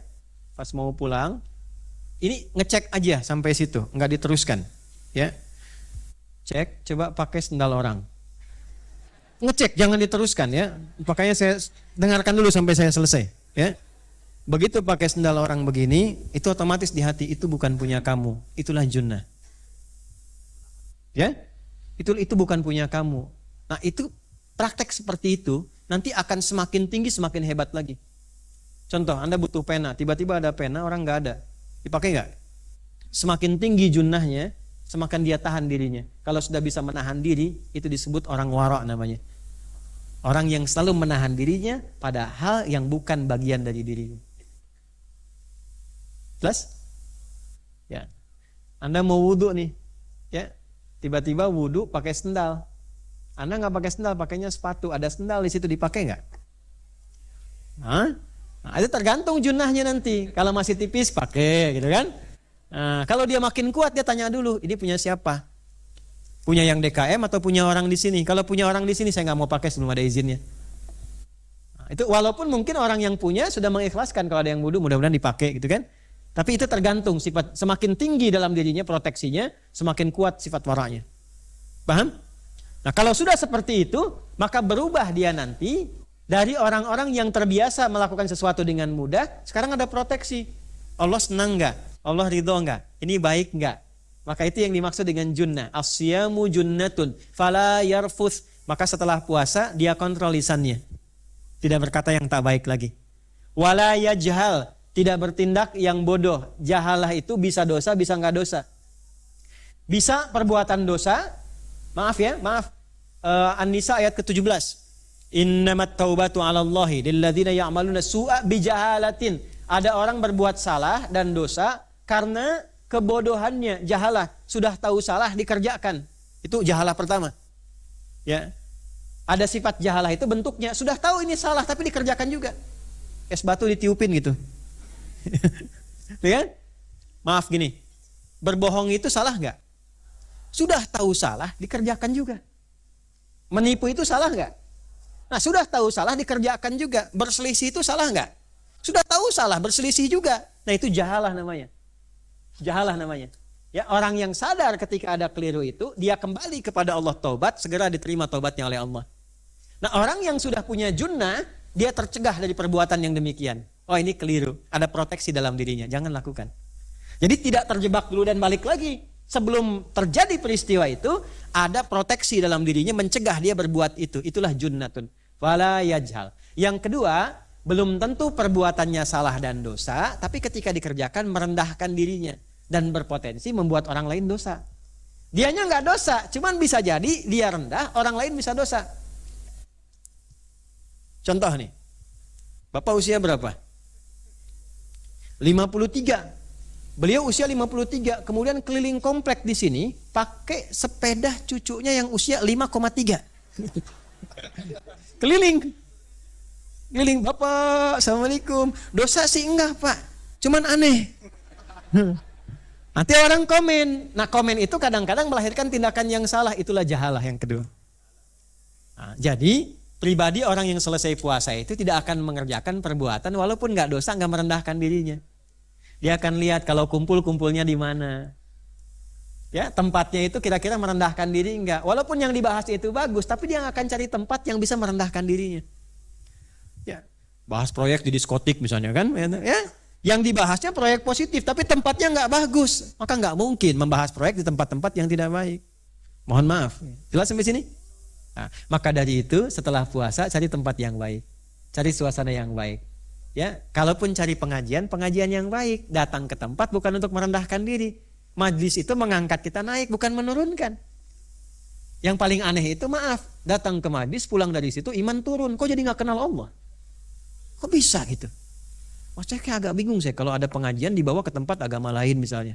Studi banding, apa yang mau dibandingkan? Kan? Toleransi itu dipraktekkan dalam kehidupan. Orang punya agama dengan keyakinannya kita hormati. Ya, dalam sisi kemanusiaan kita saling bantu. Dengan tetangga berikan hadiah, masak dibagi dan seterusnya. Doakan dalam kebaikan, itu prakteknya. Jelas sampai sini? Nah, itu bagian kedua tuh, junnah. Setelah itu islah. Terjadi perubahan. Islah. Aslaha yuslihu, ada solih, ada muslih, itu beda. Ya, solih itu berubah dari pribadi kurang baik menjadi baik. Muslih itu mewariskan kebaikan kita pada orang sekitaran kita. Jelas? Itu muslih. Prosesnya disebut dengan islah. Berbagi kebaikan dengan orang-orang di sekitaran kita. Singkatnya, jadi teladan bagi lingkungan sekitar. Ayah, ayah teladan. Anak, anak teladan. Suami, suami teladan. Istri, kalau Anda jadi, maaf, mahasiswa di kampus, jadi mahasiswa teladan. Bagaimana mendapatkan keteladanan itu? Balik lagi ke sini. Puasa mengajarkan kita seperti apa? Kejujuran, kedisiplinan, ketangguhan. Ya, jangan sampai terlambat, duduk paling belakang, gak nanya, mau ujian, pinjam catatan teman. Ya, kadang nyontek lagi dan sebagainya. Itu bukan tipikal orang lulus puasa. Duduk paling depan. Ya. Bainama nahnu julusun inda Rasulillah sallallahu alaihi wasallam. Kami kalau duduk-duduk santai belajar dengan Nabi, kata Umar bin Khattab, ya, tiba-tiba kami lihat beberapa murid itu mempraktekkan petunjuk Nabi. Maka tiba-tiba apa yang terjadi? Datang seorang lelaki. Bainama nahnu julusun inda Rasulillah sallallahu alaihi wasallam ittala alaina rajulun. Datang seorang siswa baru. Syadidu bayadis thiyabi, dengan penampilan putih bersih, penampilannya enak. Syadidu sawadis sa'ari, rambutnya tersisir rapi, jelas mau belajar. La yura alaihi atharus safari, tidak nampak keringat-keringat mampir pada dirinya. Artinya dia siapkan diri ketika akan berangkat. Ternyata penampilan mempengaruhi cara kita untuk belajar. Ke kampus cuma pakai kaos oblong, pakai celana 2/3, semangatnya akan beda ketika Anda pakai dasi, pakai jas berangkat. Fajalasa ilan Nabi sallallahu alaihi wasallam, duduk paling depan. Fasta darukbatai darukbataihi, sampai ada keakraban dengan dosennya. Dia mencatat, duduk paling depan, gelombang suara sampai, mic mati masih kedengaran. Ya, mau kantuk ditahan-tahan tuh, ya, tahan-tahan tuh, tahan. Depan, ya, belakangnya bebas tuh.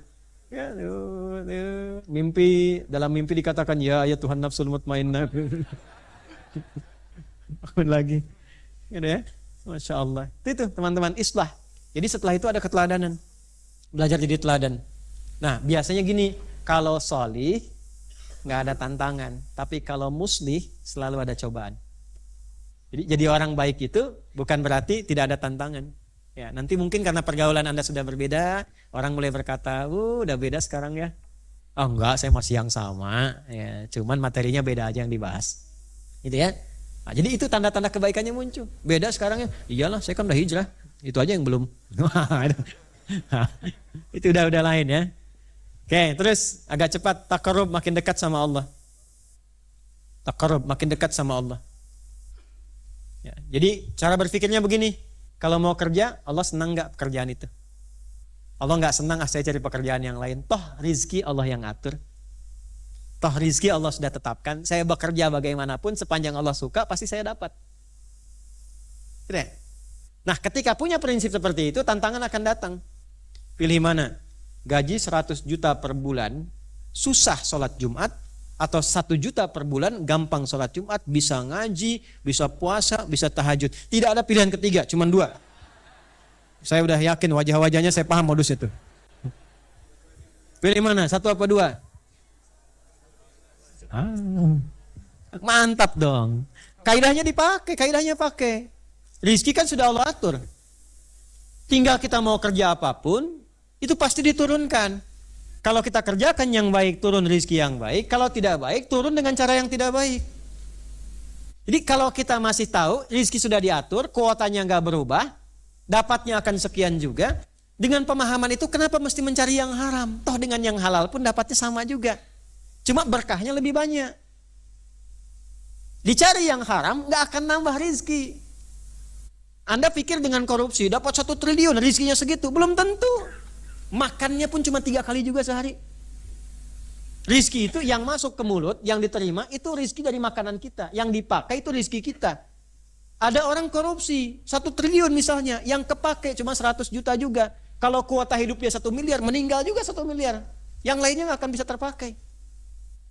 malah mewariskan beban. Beban untuk keluarga yang ditinggalkan, beban untuk lingkungan sekitaran.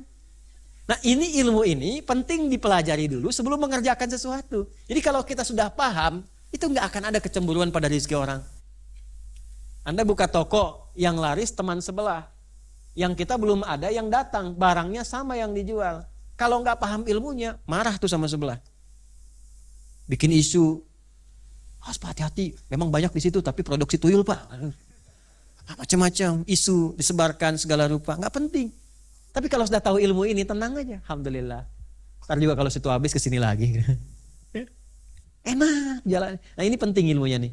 Taqarrub ini. Ini taqarrub ini membangun satu sikap yang kuat kepada Allah dengan sifat-sifat keteladanan yang kita bisa bawa dalam kehidupan. Jadi nanti diturunkan karunia Allah yang Asmaul Husna itu. Dari 99 sudah dapat berapa? Ya selama hidup sekarang. Dari 99 sudah dapat meneladani berapa? Ar-Rahman sudah berkasih sayang belum? Ar-Rahim terhadap umat Islam bagaimana? Ya, Rahmannya bagus, dengan non-muslim bagus, tetangga baik, tapi sesama umat Islam masih mencela, masih merendahkan. Nah, berarti sifat Rahman dan Rahimnya belum dapat. Al-Malik sudah mengagungkan Allah belum? Jangan-jangan merasa jadi Malik, merasa jadi raja yang paling hebat, baru punya ilmu sedikit sudah merasa unggul, baru punya kedudukan sedikit sudah merasa yang paling hebat. Ya, sombong, angkuh. Al-Quddus sudah mencucikan Allah belum?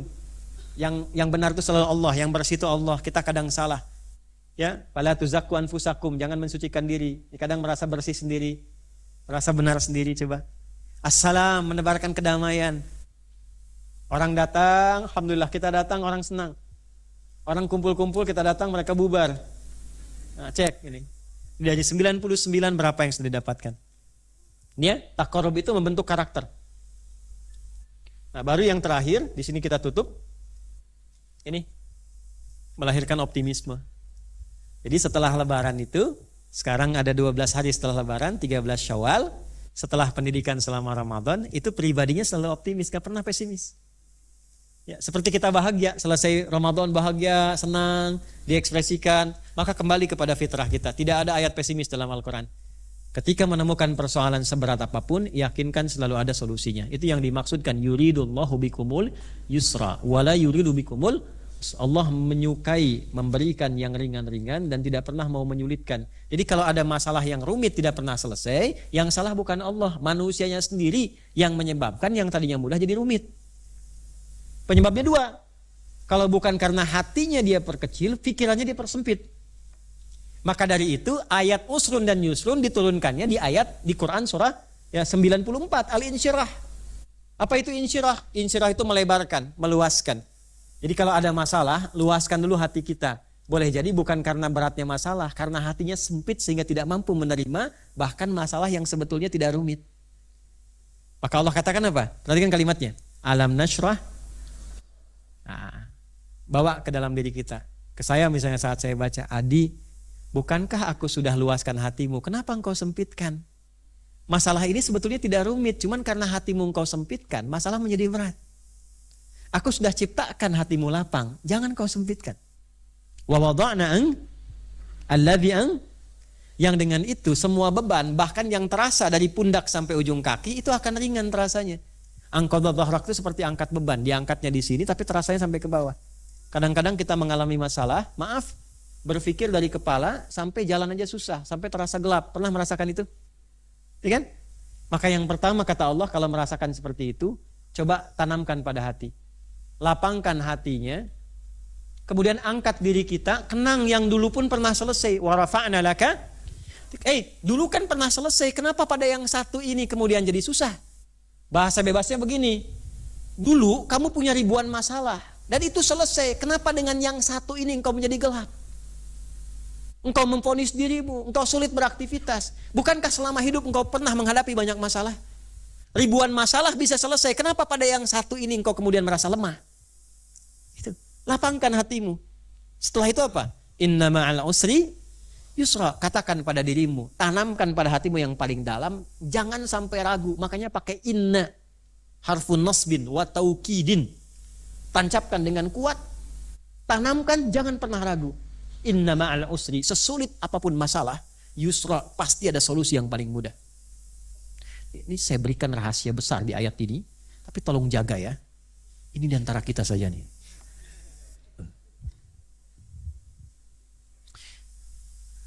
Bismillah. Tolong fokus ke sini ya. Baik-baik. Ini kita kembali kepada fitrah insya Allah ya. Jadi putih lagi, bersih. Datang sendiri, nerangkan sendiri, nulis sendiri, hapus sendiri. Nah, kembali ke awal mula saya datang nih, alhamdulillah. Bapak Ibu kurang apa lagi? Datang, lihat, catat, ngantuk, tidur, pulang, masuk surga, enak. Gini. Ini masalah, ini solusi. Ada 2 tingkat persoalan. Ada yang sa'bun, sa'b. Ada yang usrun. Ada yang sahlun, ada yang yusrun. Sahlun, yusrun. Sa'bun adalah masalah atau kesulitan yang masih relatif sifatnya. Bagi si A sulit, bagi yang B mudah. Baik. Bahasa Mandarin sulit atau mudah? Sulit bagi kita, tapi bagi orang Cina saking mudahnya, anak kecil aja gini udah lancar bahasa Mandarin. Kan? Oke. Bahasa Arab bagi kita mungkin sulit. Tapi ada anak di Arab saya lihat tuh kecil-kecil udah bisa bahasa Arab. Anda katakan itu kan orang Arab Ustaz, tinggal di Arab. Tidak juga. Unta di Arab ribuan tahun gak bisa bahasa Arab. Beo tanah kusir bawa ke Arab tuh. Assalamualaikum tuh bisa. Nah, ini enggak, itu refleksi aja gitu ya. Nah ini yang relatif.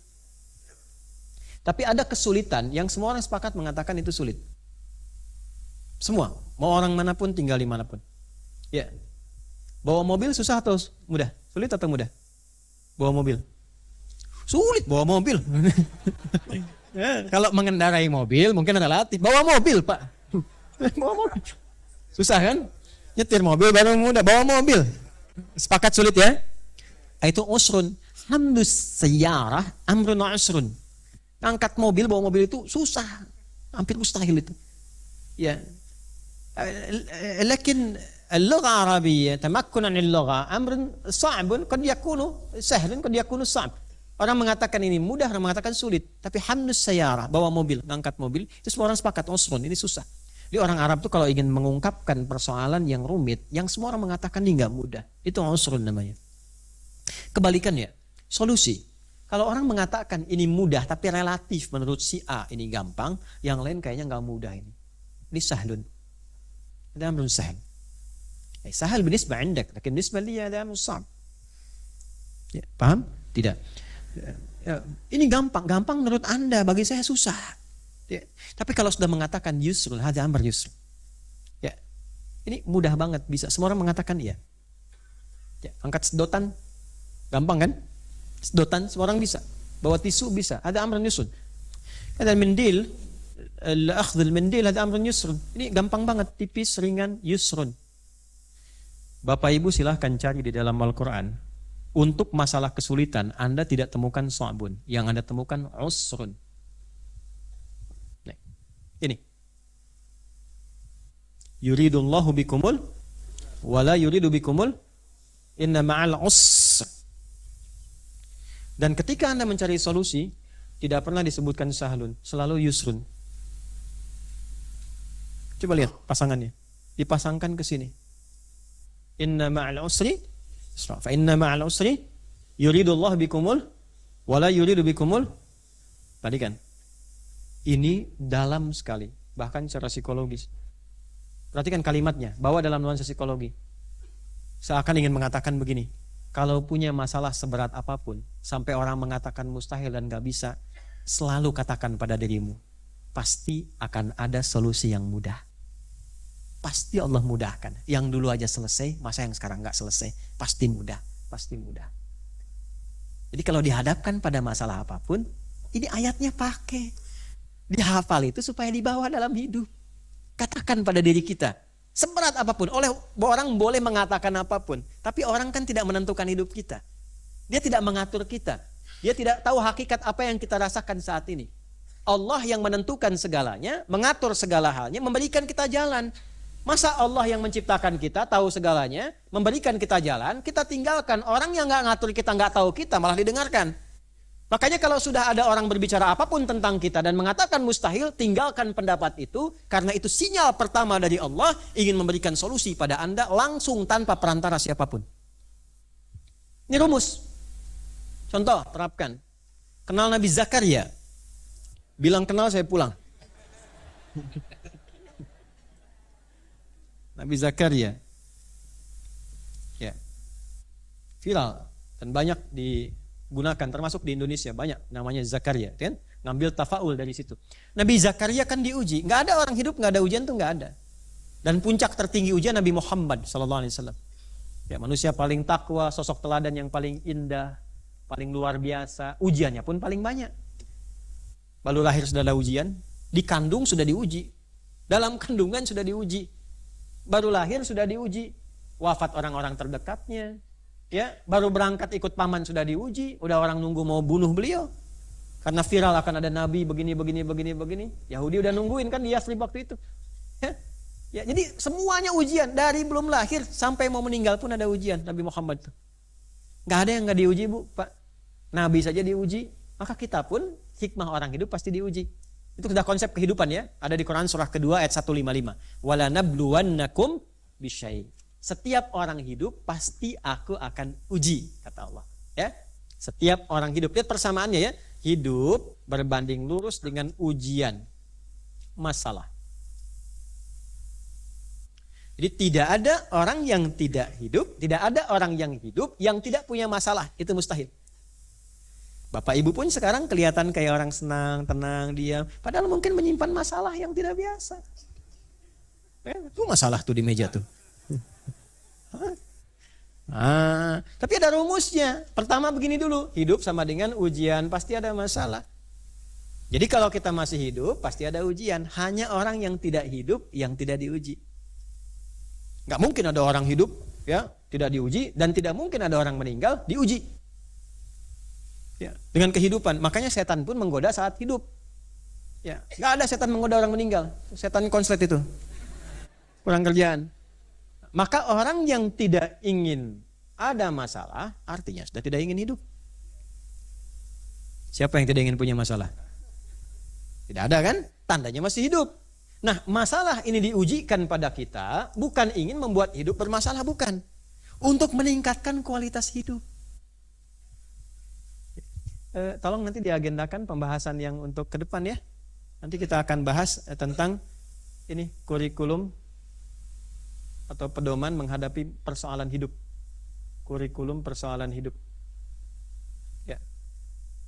Supaya membahas ini runtutan tentang turunan hidup itu seperti apa? Ujian itu bagaimana pendekatan tentang ujian itu? Memahaminya bagaimana? Ya. Karena begini, kadang-kadang dengan tidak adanya pemahaman ini akhirnya menyalahkan ujian itu. Dan puncaknya menyalahkan Tuhan. Kurang apa saya ya Allah? Saya sudah sholat, saya sudah puasa, sudah ngaji, tapi doa saya belum terjawab juga. Ya kamu kurang sabar. Kurang nunggu. Dan yang indah tuh ini yang jarang orang tahu. Ya, yang indah itu kalau kita ngaji tafsir, ternyata masalah itu konfirmasi jawaban dari doa kita. Ya, jadi Allah itu kalau ingin mengabulkan doa kita, itu tanda pertama dikabulkan itu lewat masalah dulu. Masalah itu jembatannya.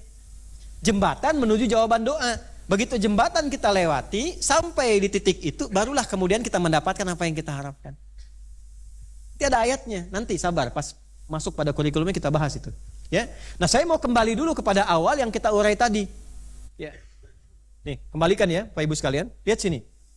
Ketika kita mengatakan ini, usrun, berikan kasus Nabi Zakaria, ini Nabi, orang soleh, orang hebat, diuji juga. Apa ujian yang paling berat bagi beliau? Divonis bahwa istrinya secara medis, secara klinis tidak mungkin punya keturunan. Maaf para ibu sekalian, maafkan saya sekali lagi. Divonis monofos dan mandul, tidak mungkin punya keturunan secara medis. Orang sudah mengatakan mustahil, tidak mungkin. Perhatikan kaidah yang tadi saya sampaikan. Ketika orang sudah mengatakan mustahil, tidak mungkin, lihat rumusnya di Quran. Tinggalkan pendapat dan opini orang itu karena Allah ingin mengabulkan doa kita langsung darinya tanpa perantara. Dari mana rumusnya? Itu ada di Quran, surah ketiga, ayat 38 sampai 39. Hunalika da'a Zakaria rabbah. Di mihrab Maryam itulah Nabi Zakaria salat lalu berdoa khusyuk kepada Allah. Qala rabbi habli min ladunka dzurriyyatan thayyibah. Perhatikan dengan detil. Qala, beliau berkata dalam bagian doanya, rabbi habli. Ya Allah yang merawatku, menyayangiku, berjanji bila meminta dikabulkan, bila sakit disembuhkan, bila salah dimaafkan, bila dosa diampuni. Perjanjian itu yang mengikat syahadatku. Alastu bi rabbikum qalu bala syahidna. Ini tafsir yang luas ya. Habli dipilih kata Wahab. Memohon dengan al-asmaul husna itu akan 2 kali lebih cepat dikabulkan dibandingkan dengan yang langsung memohon pada intinya. Itu rumusnya di Quran surat 17 ayat 110. Qulid Allah awid ar-Rahman ayyamma tad'u falahul asmaul husna. Kalau mau berdoa sebut nama Allah, Allah Ar-Rahman, atau pilih nama Allah sesuai kebutuhan kita. Jadi al-asmaul husna itu bukan cuma nama-nama indah dan baik 99, bukan.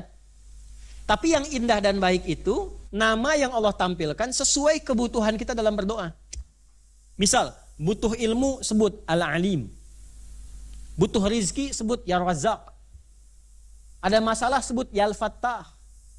Jadi ibu kalau misalnya mau doa pakai al-asmaul husna, tidak harus semua dibaca, Bu. Ya Rahman, Ya Rahim, Ya Malik, Ya Kudus terus, Ya Sobar. Nanti yang ibu nggak butuh dikasih.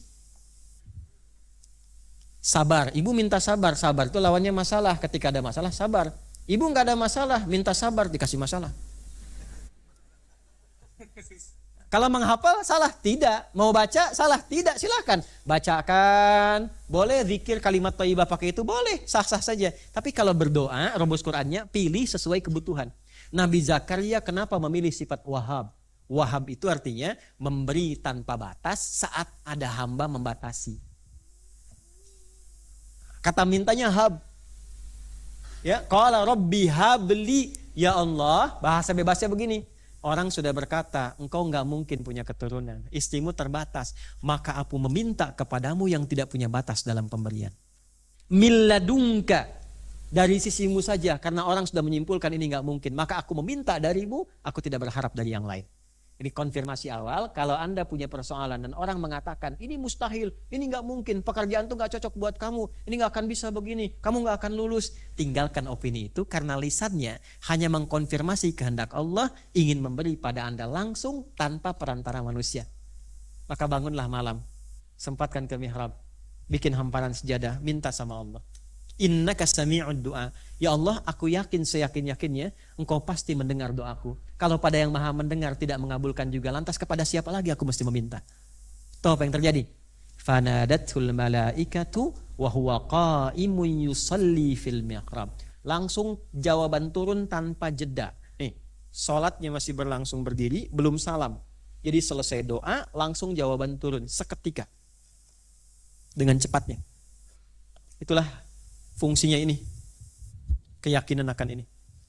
Jadi kalau sedang ada masalah, orang puasa itu dilatih. Kan kita punya masalah itu dari siang sampai nggak makan, nggak minum, ya kan? Ditahan, dibaik-baikin, pakai selepas puasa. Minimal optimismenya. Kalau ada masalah, insya Allah selesai, ada solusinya. Allah baik sama saya, nggak mungkin Allah nggak kasih solusi. Katakan pada hati kita, ini ada solusinya, ada solusinya. Setelah itu, faidha faraghta ikhtiar. Pekerjaan ditolak terus. Ada waktunya saya diterima. Bismillah. Ikhtiar lagi. Lihat lagi kemapanan kita di mana, bakatnya di mana, cari lagi. Kalau sudah dapat, wa ila rabbika, nikmati ikhtiarnya, serahkan urusan kepada Allah. Jangan selalu bekerja orientasi hasil, nanti capek dan kecewa. Ibu kalau mendidik anak itu karena, maaf ya, ingin anak jadi ini, jadi itu, ujungnya kecewa, Bu. Yang dituntut oleh Allah itu cuma ikhtiar saja. Hasilnya serahkan kepada Allah. Ikhtiar, Pak. Gak harus lihat gajinya berapa. Kadang kita pertimbangkan betul. Tapi yang penting nikmati ikhtiarnya. Kalau kita orientasi pada hasil, seringkali kecewa. Udah belajar bagus-bagus, tiba-tiba ujian hasilnya gak sesuai dengan ekspektasi. Pengen di kampus A, lulusnya kampus B, padahal udah tahajud. Ya, udah puasa. Tiba-tiba nggak lulus, tempat lain. Terima dulu.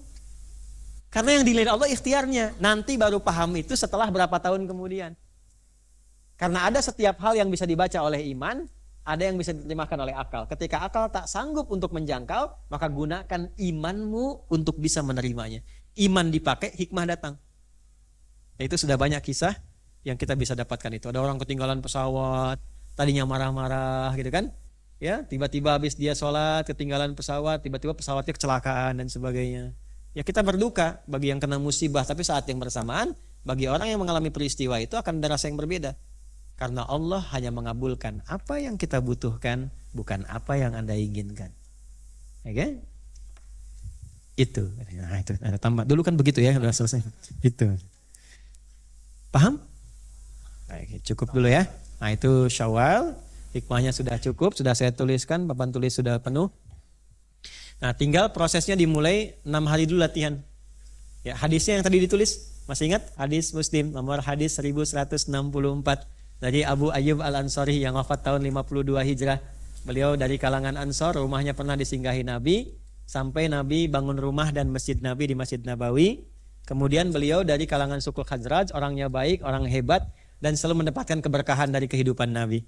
Salah satu hadis yang diriwayatkannya begini, dari Nabi sallallahu alaihi wasallam menyampaikan, man shoma ramadhana thumma atba'ahu sittan min syawal faka'annama yasumud dahra au wa ka'annama yasumu minad dahri. Orang yang selesai Ramadan lalu mengikutkan puasa 6 hari setelahnya, maka seakan-akan ia berpuasa selama sepanjang tahun. Itu punya dua makna, makna akhirat, makna dunia. Makna akhiratnya pahala. Rumusnya bagaimana? Quran surah ke-6 ayat berapa? 160. Man jaa bil hasanati falahu asyru amsalihha. Siapa yang mengerjakan satu kebaikan dapat 10 poin. Kemarin kita puasa 30 hari, kalikan 10 berapa? 300 tambah 6. 6 kali 10 berapa? 60. 300 tambah 60? 360. Maka orang yang puasa Ramadan 30 hari kemarin plus dengan 6 Syawal dikali 10 60, 360 seperti halnya puasa sepanjang tahun. Setahun kan kurang lebih 350 sampai 360 kan hijriahnya kan? Ya komariahnya. Nah, maka dihitung pahalanya puasa selama setahun. Dihitung pahalanya, ini urusan langit. Tulisan pahala. Nah, dunianya apa? Orang yang selesai Ramadan, manhajnya dipraktekkan dari Syawal, dilatih minimal 6 hari, dipraktekkan selanjutnya, maka dia akan membawa suasana Ramadan sepanjang tahun dalam hidupnya. Jelas? Nah, itu pemahaman ini penting ya, supaya kita agak komprehensif kita mengajinya. Lalu setelah itu silahkan persiapkan di haji. Maka muncullah ayat tentang haji, dimulainya dari Syawal persiapannya. Itu yang dimaksud al-hajju asyhurum ma'lumat. Faman farada fihinnal hajja fala rafatha wala fusuqa wala jidala fil hajj wa ma taf'alu min khairi ya'lamuhu Allah wa tazawwadu fa inna khairaz zadit taqwa. Ada yang mau haji tahun ini? Insyaallah.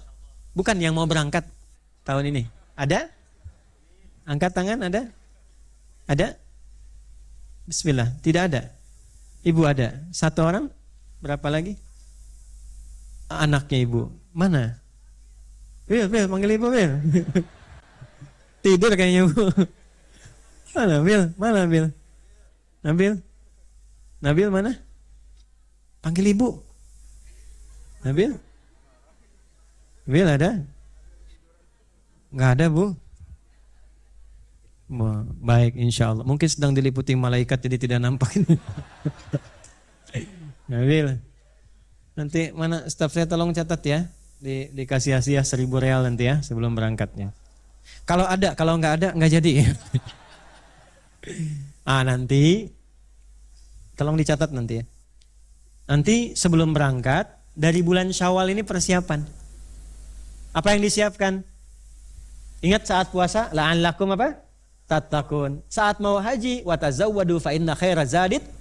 Kebiasaan puasa dipakai terus di Syawal sampai ke haji.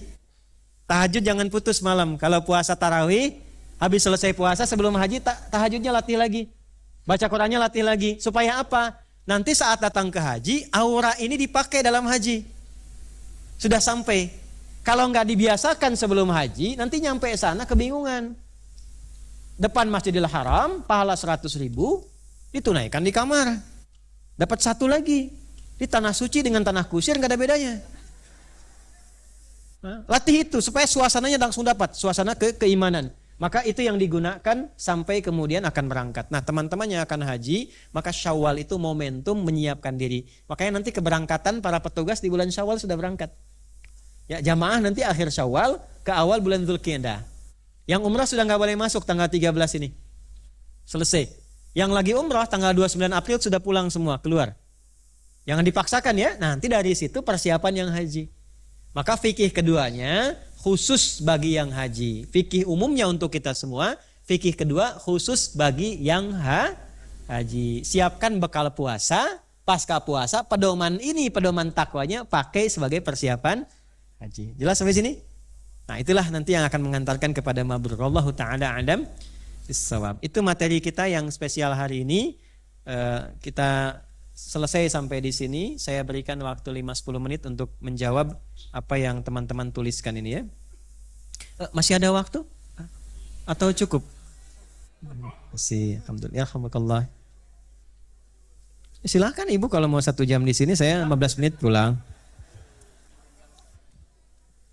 Untuk anak dari Bapak Ashari yang sedang dirawat di rumah sakit, kita doakan sehat ya. Allahumma shfihi Allah shifaan ajila shifaan la yughadiru saqama. Allahumma kama syafaita ibadaka salihin was salihat ibadakal mu'minin wal mu'minat. Ishfihi wa ishfiha ya Allah shifaan ajila la yughadiru saqama kama tuhibbu wa tarda. Sallallahu alaihi wasallam Muhammad wa ala alihi washabbihi ajma'in. Bismillahirrahmanirrahim. A'udzu billahi minasyaitonir rajim. Bismillahirrahmanirrahim. Shallatu alaihi. Semoga disembuhkan dan diberikan kebaikan oleh Allah. Assalamualaikum warahmatullahi wabarakatuh. Salam wabarakatuh. Afwan Ustadz. Titik 3, jeda dulu. Afwan Ustadz, titik, ya berhenti dulu. Mau bertanya, bagaimana hukumnya membeli tanah tapi dicicil? Dengan tanda kutip pihak yang bersangkutan sudah deal dan malah pihak yang minta dicicil itu sendiri dari pihak yang menjual. Syukran. Boleh kalau ada kesepakatan. Ya. Itu namanya antaradin minkum. Yang penting akadnya tetap jual beli dan tidak ada ribanya. Sepakati dulu. Misalnya begini, harga tanah itu 1 miliar. Dicicil misalnya 12 hari. Ya, atau 12 bulan. 12 bulan ya. Misal 12 bulan cicil ya. Nah, sepakat asalkan cicilan itu sesuai dengan harga yang disepakati. Jangan sampai begini, kalau cash 1 miliar, kalau cicil misalnya ya 1,5 misalkan naik dari cicilan itu, nah itu masuk kepada kategori riba. Ya, jadi jual beli dulu. Wa halallahu al-bai'a wa haramar riba. Sepakati dulu, dari sepakat ini baru cicilan dijalankan berdasarkan kesepakatan tadi. Dan nggak boleh ada hal-hal lain yang menambahi di balik perjanjian itu untuk menambah asas manfaat. Kalau telat dari cicilan, nambah sekian ya, nah itu riba. Jelas? Nah ini boleh, nggak ada masalah. Assalamualaikum warahmatullahi wabarakatuh. Salam wabarakatuh. Ustadz, salam dari kami jamaah dari Tanara Kresek, Banten. Waalaikumsalam warahmatullahi wabarakatuh. Semoga teman-teman jamaah dimuliakan. Doakan saya. Tanara itu tanah para ulama. Ya, Syekh Nawawi Al-Bantani Al-Jawi dari Tanara. Ya, dari Kresek, bukan Kresek ini, daerah di Serang, Banten. Sama-sama kita dari Banten ya. Ya, Syekh Nawawi Al-Jawi Al-Bantani. Dari Tanara juga ada tokoh pendidikan awal yang belajar sampai S3, mendapatkan gelar doktor pertama se-Indonesia, se-Nusantara. Itu dari Tanara, dari Serang. Namanya Syekh Dr. Husain Jayadiningrat. Itu orang pertama dari Nusantara sebelum jadi Indonesia yang belajar sampai ke Leiden di Belanda. Itu orang Banten. Ya, ke Leiden di Belanda. Saya pernah kunjungi ke Leiden dan ini masih ada prasasnya dibuat. Ya, dibuat di sekolah di situ karena kan itu sekolah orientalis ya. Ya, dibikinkan patung-patungnya itu. Nah, ada grafitinya itu Syekh Dr. Husain Jayadiningrat dibuatkan di situ.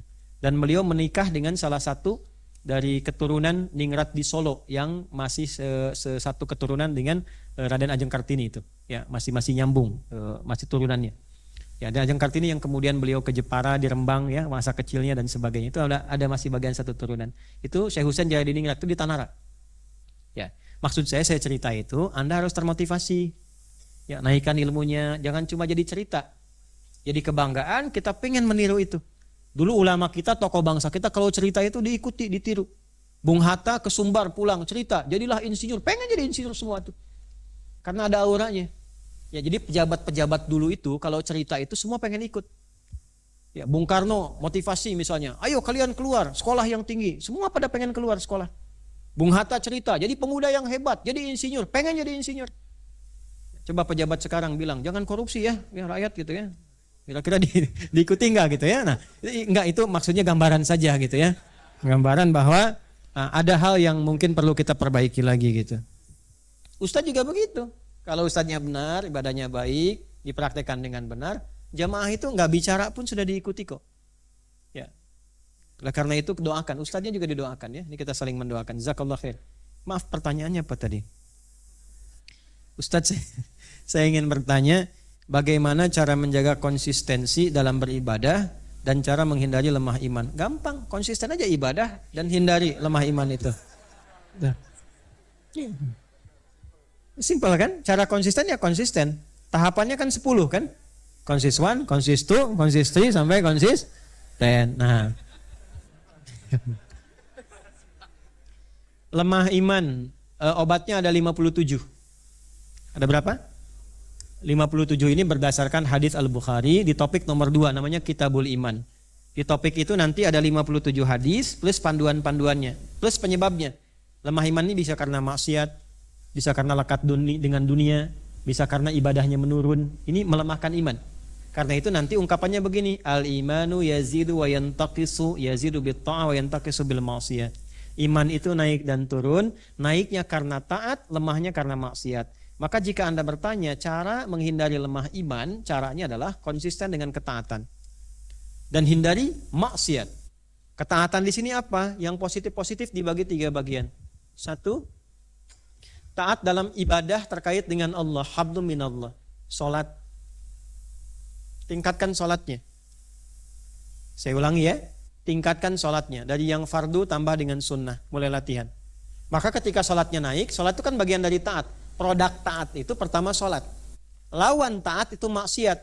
Karena itu fungsi sholat ketika dijelaskan dalam Al-Quran adalah pencegahan pada maksiat.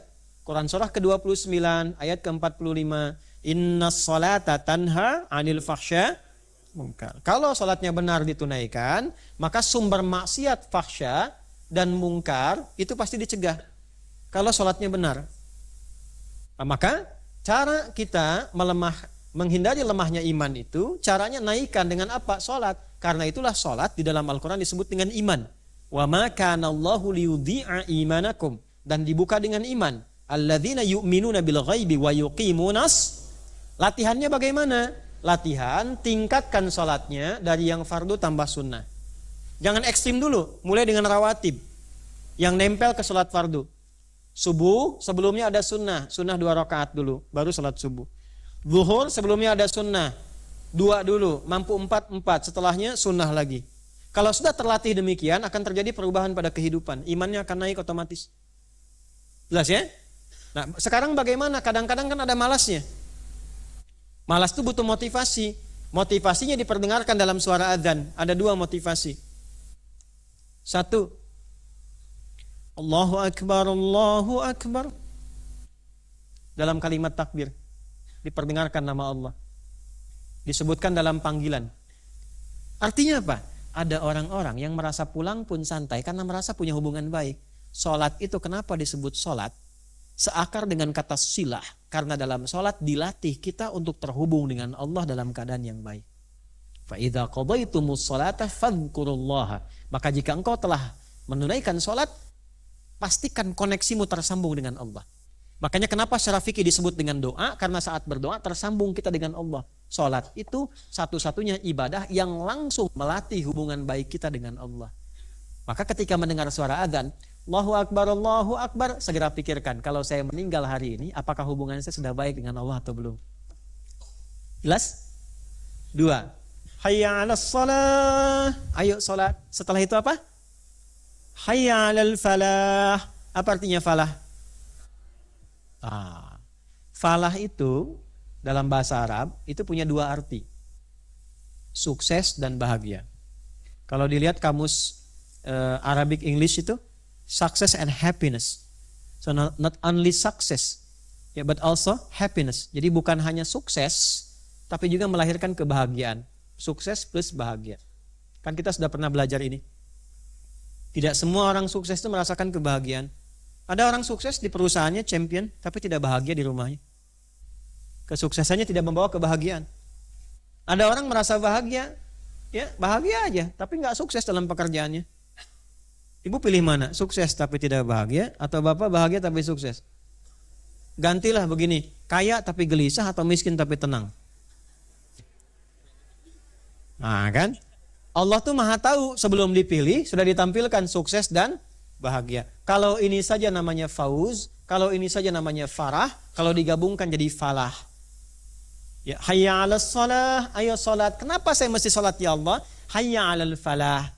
Supaya engkau belajar dari salat itu, bacaannya, gerakannya, terkoneksinya dengan Allah. Ketika engkau punya koneksi dengan Allah dan kau terapkan hikmah dari praktek salat ini dan bacaannya, engkau pasti sukses dan bahagia.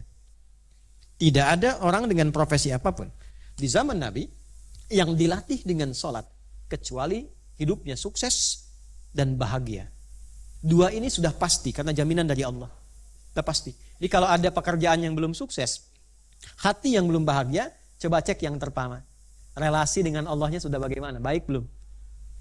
Koneksinya seperti apa? Oke, akalnya dipakai. Kalau saya mau kerja, saya punya relasi. Ordal. Mudah tidak? Bosnya teman saya, mudah tidak? Sekarang saya punya hubungan baik dengan Allah. Saya punya Allah. Mudah tidak? Apa yang sulit bagi Allah? Nah ini yang kurang. Punya Allah itu Pak, Bu, yang harus dilatih. Kalau dalam hati sudah begini, saya punya Allah, itu ringan semua itu. Gak ada masalah berat. Sering mengeluh itu karena itu kurang, rasa punya Allahnya itu belum muncul. Masalah seberat apapun, saya punya Allah, ringan. Pekerjaan belum datang, saya punya Allah, ringan. Kalau sudah punya Allah Pak, mau di tempat panas, mau di tempat mau sakit, itu ringan. Bilal bin Rabah, kurang apa Pak? Dibaringkan di batu yang sudah dipanaskan. Di padang pasir dengan suhu yang panas. Batu dipanaskan, direbahkan, diikat, kemudian dicambuk. Ahad. Jawaban di lisannya. Cambukannya murtad, irtad, irtad. Balik kamu murtad. Jawabannya ahad. Setiap irtad ahad. Setiap dicambuk makin nikmat. Tidak. Ahad, ahad, ahad. Malah menikmati itu. Karena merasa punya Allah. Setelah rasa punya Allah itu hadir dalam jiwanya, dikirimkan Abu Bakar. Allah ilhamkan, datang, lewat situ dibebaskan. Selesai. Itu yang harus kita latih itu. Kalau sudah merasa terkoneksi dengan Allah, ringan semuanya, masalah apapun selesai. Nah, sholat itu melatih kita terhubung. Kalau sudah terhubung, nanti sholatnya khusyuk. Kalau sudah khusyuk, kita merasakan bacaan sholat bukan sekedar formal diucapkan, dibawa sebagaimana harus kehidupan.